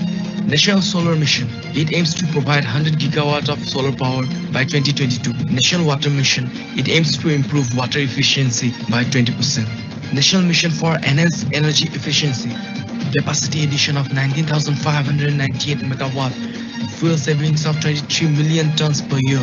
Greenhouse gas emission reduction of 98.55 million tons per year. National Mission for Sustaining the Himalayan Ecosystem. To understand the complex process affecting Himalayan ecosystem and evolve sustainable management and policy measures for sustaining and safeguarding the Himalayan ecosystem. National Mission on Sustainable Habitats. Smart cities, urban planning to reduce emissions in cities. National Mission for Green India. It aims to increase forest cover throughout the country. National Mission for Sustainable Agriculture. It aims to climate-proof agriculture and reduce emissions from the agriculture sector. National Mission on Strategic Knowledge for Climate Change to bridge the knowledge gap on climate change. Solutions and planning. As an CSR student, I would like to bring awareness among the people so that they could understand the life-threatening effect of climate change and its impacts. I'm going to give 4 solutions for climate change to reduce the impact. One is the reduction of greenhouse gas emission, and how we'll do it. We have to reduce the usage of vehicles. Whenever possible, we should use more of public transport rather than our own vehicle whenever possible. And also we should be using bicycles rather than motorcycles for shorter distances. And usage of electric and CNG vehicles should be encouraged. We should use more amount of renewable energy, and also we should try to save energy as much as possible, because only in the individual level we can bring the change. Mitigation is another point for me, because mitigation is generally increasing the sink for carbon dioxide absorption to minimize the greenhouse gas in the atmosphere so that the global temperature can be controlled. So for doing that, we should do more number of plantation. I believe that each and every individual in his lifetime should plant at least 20 number of plants, and it should be made mandatory for an institute, college or university to have a plantation program every year. My last point is reducing waste. Reducing industrial waste could have a high impact to reduce the climate change. Household waste should be disposed well. 40% of landfill waste is burned in open skies. That's why we should reduce the uses of plastics. There is a huge contribution of CSR labs to tackle the climate change. Many of the CSR labs are working on sustainable energy like solar power, wind energy, biodiesel, etc. Our campus, CSR East, is equipped with solar panels throughout the institute.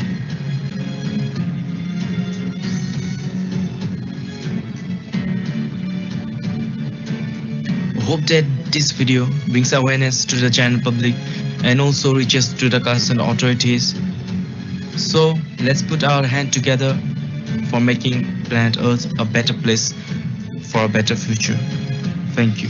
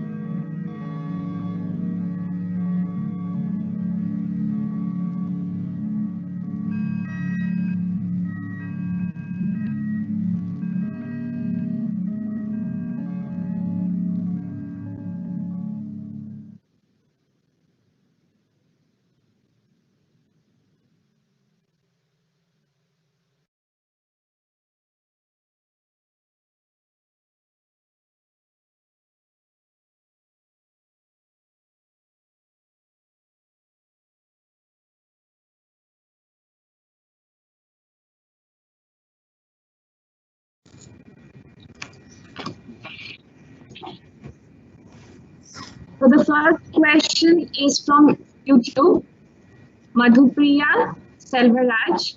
She says most of the chemical lab and institution use more water. Why the university or institution chemistry lab can't do anything for recycle process? Can you repeat? Can you repeat? Hello? Most of the laboratories and institutions use more water. Why the university or institution chemistry laboratories can't do anything for recycle process? No, no, most of the labs are already means involved in this research. As I told in the earlier means in goal 6, it is already told that it has been done.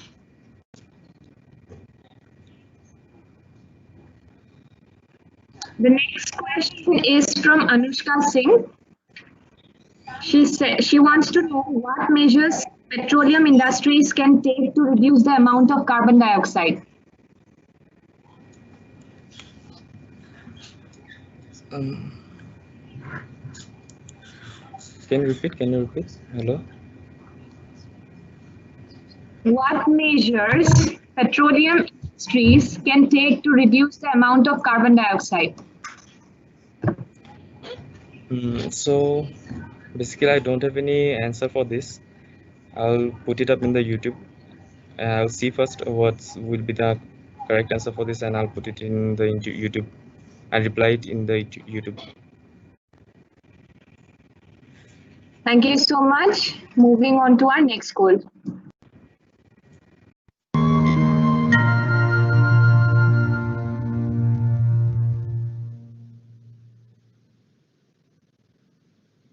Goal 14. Life Below Water. Introduction of the presenter.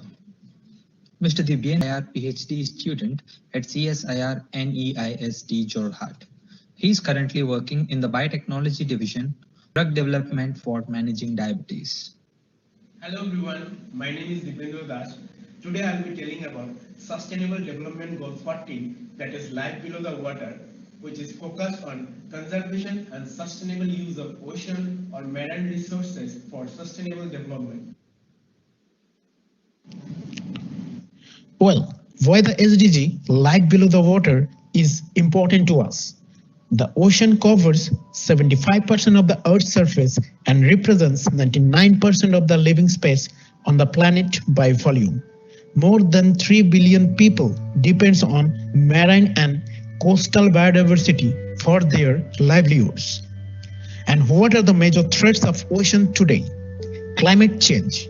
Climate change is responsible for ocean acidification. Ocean acidity has increased by 30% since the beginning of Industrial Revolution.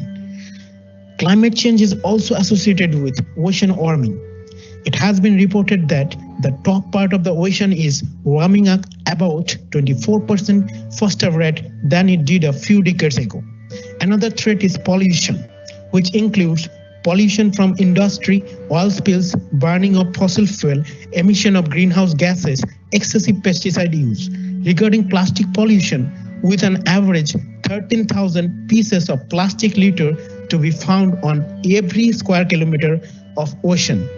Besides this, overfishing is one of the major threats of ocean today. Illegal fishing practice and fishing in unscientific way also responsible for declining fish population in alarming rate.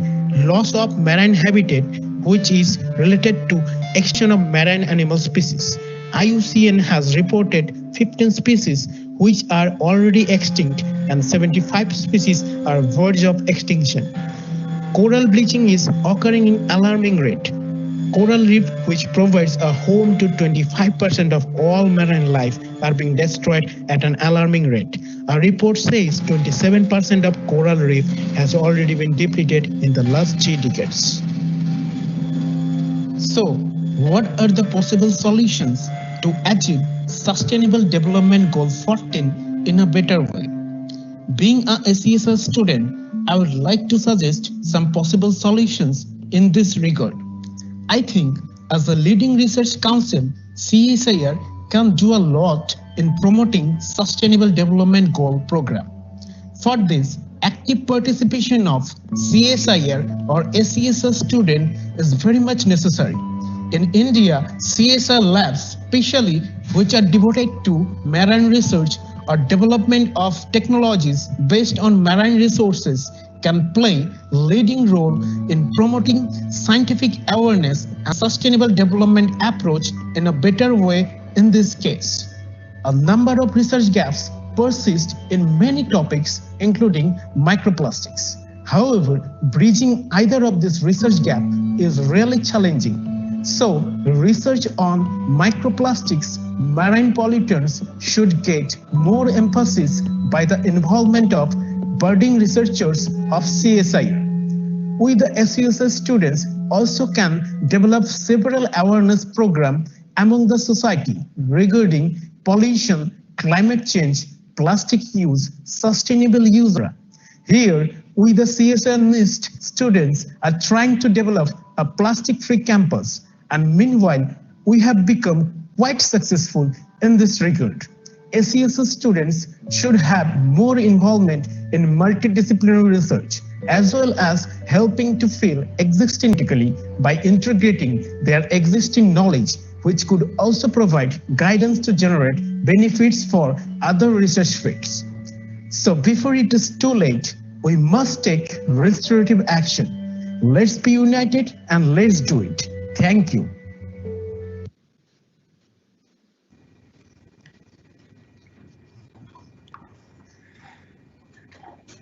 So the first question is from YouTube, Subhakangshi Mamun.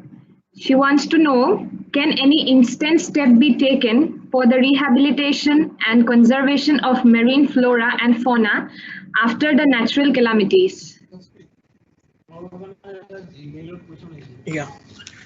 So thanks for the question. So regarding natural calamities and natural disasters, regarding the instant steps, so actually a lot of researches are going on. Actually, this is one of the severe issues. Actually, as it's a part of natural process, so we to manage or to just go with the nature, it is very difficult to manage all these things.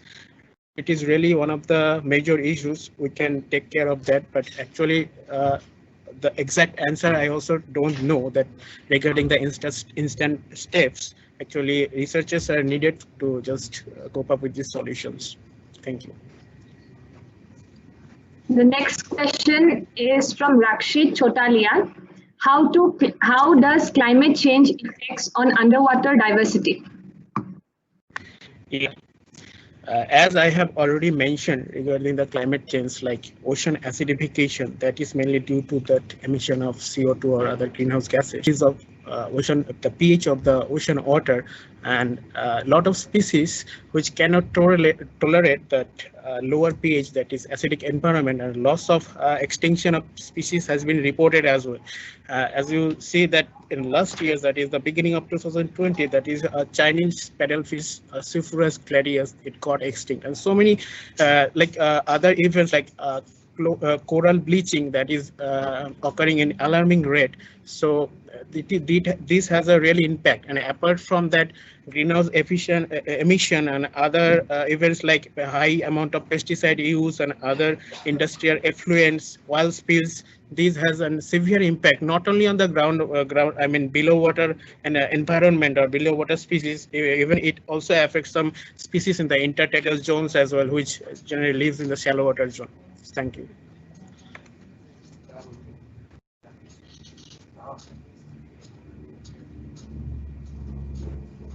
So the last, Island Tamil.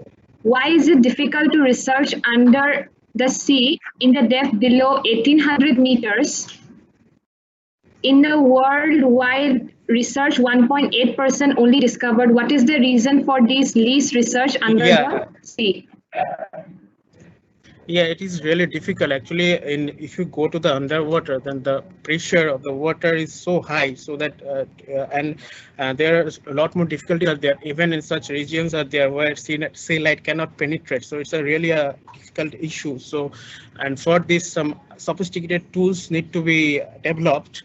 And that's why the most of the species still remain undiscovered, and several scientists are also trying to do some research in Antarctica and some other sea waters level.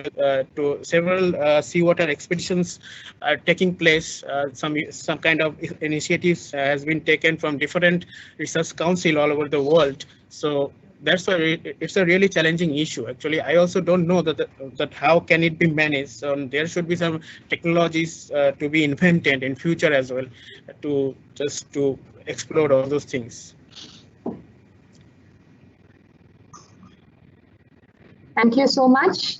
Moving on to our next goal. Thank you.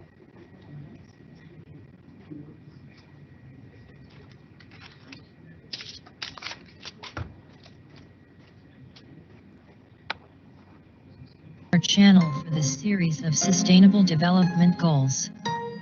Goal 15. Life on Land. Let's introduce you all to our speaker, Ms. Pulamai Mundal. She is an ACSIR PhD student at CSIR, NEAST, Horhat, Assam, India.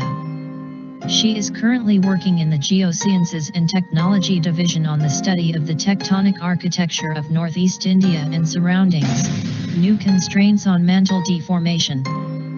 So, let's hear from her. Hello everyone, I'm Purumi Mondol from CSI NEAST Jorhat. Being a PhD scholar of CSI NEAST and also a part of ACSR family, it's my duty to identify the societal problems right now my country is facing and also to find out the probable solution. I'm focusing on Sustainable Development Goal 15, that is life on land. So let's see. As John Mayer said, God has cared for these trees, saved them from drought, disease, avalanches, and 1,000 tempests and floods. But He cannot save them from fools. Forests are the home to more than 80% of terrestrial animals, birds, and insects. Till the dawn of human evolution, we have been continuously benefited by it. Globally, around 1.6 billion people are directly dependent on forests. Another 2.6 billion people earn their livelihood by agriculture. But what are we giving it in return? Pollution, deforestation. Every year, 13 million hectares forest are lost. Out of 8,300 animal breeds, 8% are extinct and 22% are at the verge of extinction. To create a better world and a sustainable society, United Nations Environment Programme adopted 17 Sustainable Development Goals. Life on land is 15th of it, which is aimed to be achieved by 2030. SDG 15 has 9 targets, which are conservation of terrestrial and freshwater ecosystem, end deforestation, restore degraded land, conservation of mountain ecosystem, protect biodiversity, access to genetic resources, combat wildlife trafficking, prevent invasive alien species, and integrate ecosystem. India also has adopted several policies to make SDG 15 successful. For example, we have Green Highway Policy 2015, Asiatic Land Conservation Project 2018, Project Elephant 1992, Indian Rhino Vision 2020. Jadhav Payal is known as the first man of India as he has planted 1360 trees in Assam. Being a part of ACSIR, or more precisely, being a research scholar of CSI NEAST, we can do lots of things for the society.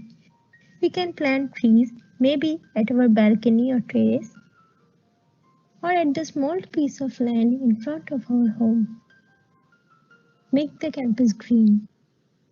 Paper industries are one of the major causes of deforestation, which account for 40% of industrial logging. So do not waste paper. Try to recycle it. Instead of tissue paper, use handkerchief. Say no to printed receipt, rather go for e-receipt. By doing this, we can save 10 million trees, 21 billion gallons of water, which are used for preparing the stuffs.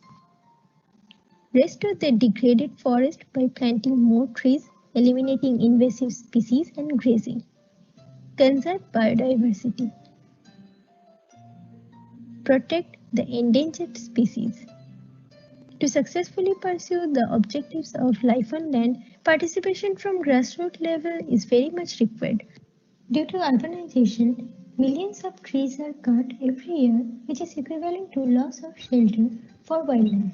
Restoration or afforestation can be a solution for biodiversity protection.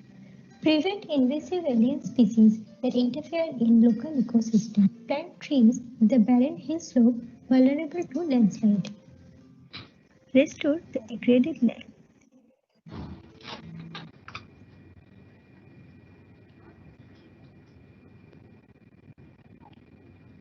Hello, is there any question regarding this?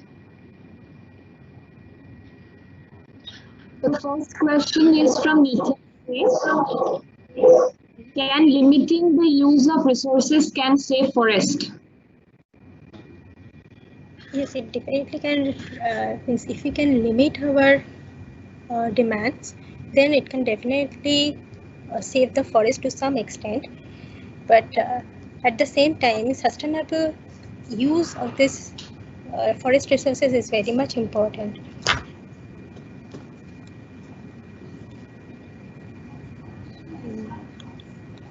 The second question is from Shalu Kumari. What measures can be taken to prevent and to decrease the loss of various species by natural forest fire? Okay, so forest fire is a very natural phenomena,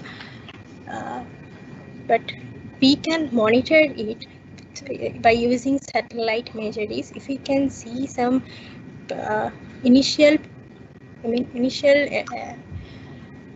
if we can see the initiation of any forest fire by using satellite imagery, we can take some preventive measure. By doing this, we can save lots of species.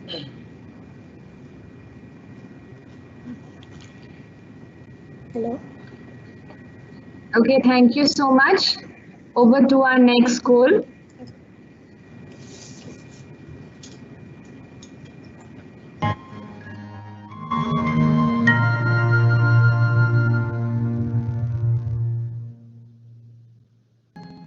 Welcome to our channel for the series of Sustainable Development Goals. Goal 16. Peace, justice, and strong institutions. Let's introduce you all to our speaker, Ms. Chijanisa Bordaloi. She is a DBT Senior Research Fellow at CSIR, NEAST, Horhat, Assam, India. She is currently working in the biotechnology group on the therapeutic potential of vitamin K against impaired lipid homeostasis and associated inflammation linked with hyperlipidemic pathophysiology. So, let's hear from her. Hello everyone, myself Jigyasa Bordaloi. Today I am going to speak about the 16th goal of Sustainable Development Program of the United Nations, that is peace, justice and strong institutions, to ensure that no one is left behind. Peace, justice, human rights and strong institutions are inevitable factors for sustainable development of nations. Violence in any form is the most destructive challenge for all kinds of growth and developmental efforts of nations world over. High levels of armed violence, corruption, exploitation, torture, and domestic violence critically affects the socio-economic growth of a society. According to WHO, over 1.6 million people worldwide lose their lives to violence every year. Reports by United Nations state that 25% of women population worldwide experience domestic violence annually. Moreover, the violence against children reportedly affects more than 1 billion children around the world and cost societies up to 500 trillion rupees a year. The corruption, bribery, theft and tax evasion cost developing nations around 90 trillion rupees per year. In India, the judiciary is overburdened with a large number of incomplete cases, building up around 35 million cases up to June 2019. So, what are the major contributing factors towards violence? Gender discrimination. While gender discrimination-based violence can be directed against both men and women, but majority of sufferers are women or girls who become the victims of sexual harassment, domestic violence, forced marriages, and honor killings. What worse is that many girl children are not allowed to attend a school in our country. Lack of quality education. Education, being a powerful way of violence, empowers people's ethnic origins, religions, gender, or different opinions. So, let us all join hands together to maintain peace in our society and build India as a developed nation. Thank you.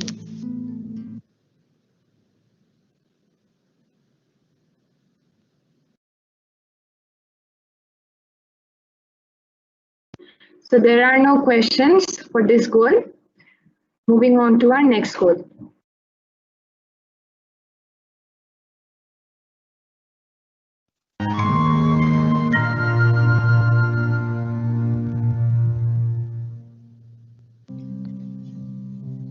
Goal 17. Partnerships for the goals. Introduction of the presenter. Sustainable development. Successful sustainable development required partnership between governments, civil society, banks, private sector, and other institutions. And increased from 2016 to 2018 in different countries. International world export raised high. In 2018, the average overall rate of taxation among Group of 20 and other advanced economies was around 23% of GDP. These are the targets to achieve Goal 17.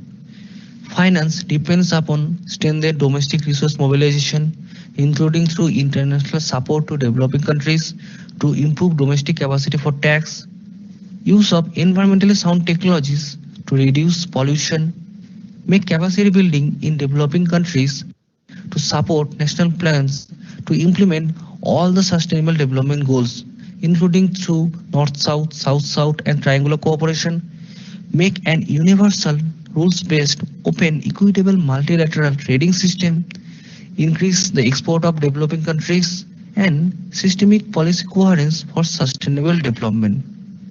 India is a developing country, plays a major role to achieve SDG Agenda 2030. SDG India Index was developed in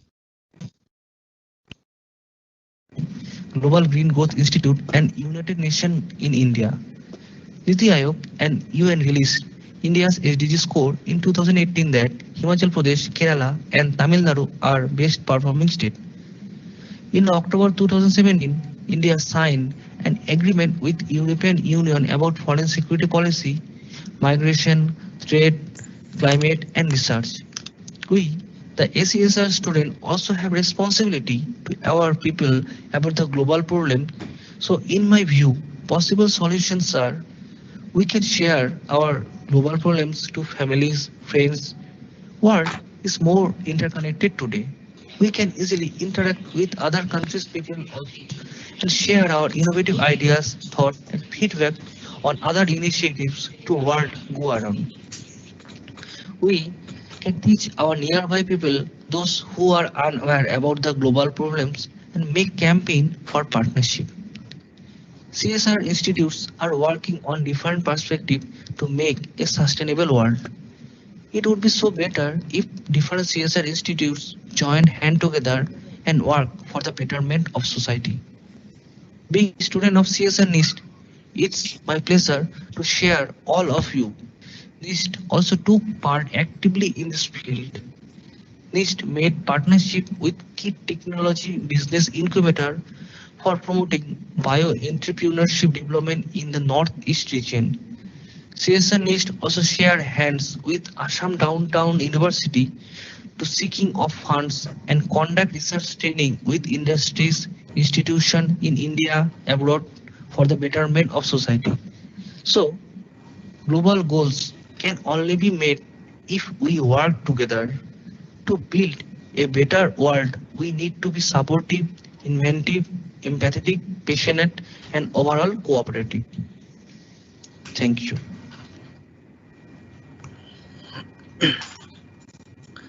Is there any question regarding this? So there is a question from MS team. The government or many NGOs, etc., have created certain goals to eradicate hunger, but why they have failed to reach these goals? So it's a general question, I guess. Yeah, actually, first thanks for the question. So in my view, that for NGOs and other institutions, they are don't able to eradicate hunger, then definitely um, do not cooperate with the government, or there are definitely some ways to lack of management. So I think they take it proper way, and then maybe there are chance to eradicate hunger, because after all, yeah, it's all about our share our knowledge, and must we few people definitely are not aware about that the matter, that so we need to cooperate and like, so I think so.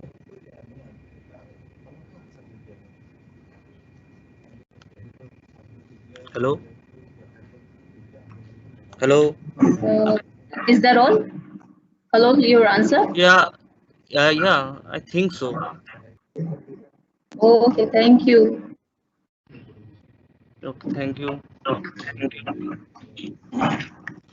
So dear friends, we have come to the end of the last video that we wanted to show in this session. Thank you all once again for joining us. We all know that sustainable development, we have heard it in several forums and platforms. This is the buzzword currently, and but then definitely that is why I think this calls for a collective attention and collective efforts of all of us to work together to achieve these sustainable development goals that the United Nations have declared and which we plan to achieve by 2030. So I'm sure that I hope that through these videos we were able to raise awareness and also motivate all of you that in the future whatever work we do, activities we do, we align them with these 17 goals under the United Nations and work together to make this planet and this environment a much safer place and this society a much more peaceful and harmonious to live. Thank you all once again for actively participating in this session, and I thank our director who has been the driving force behind all this entire exercise, which started from January of this year with the Gyantarang event, which was a scientific event organized by our research scholars and for the research scholars. And these videos were prepared at time, and it was further modified, and we tried hard like to bring in a much more presentable way under this SRTP program. So thank you all once again, and we would like to conclude this session. And I thank all the 17 presenters, our students who have participated and who have organized this, prepared these videos and also answered your queries. I'm sure that some of the questions we were not able to take up because of the paucity of time. And though we plan that we will continue it after lunch from 2:30 onwards, but it's good that we could finish in the first half itself. And so kindly join us tomorrow again for the Eminent Scientist lecture and also all the online classes and other activities that we have planned in several projects of SRTP of NEAST. Thank you all once again and have a nice day ahead. Thank you.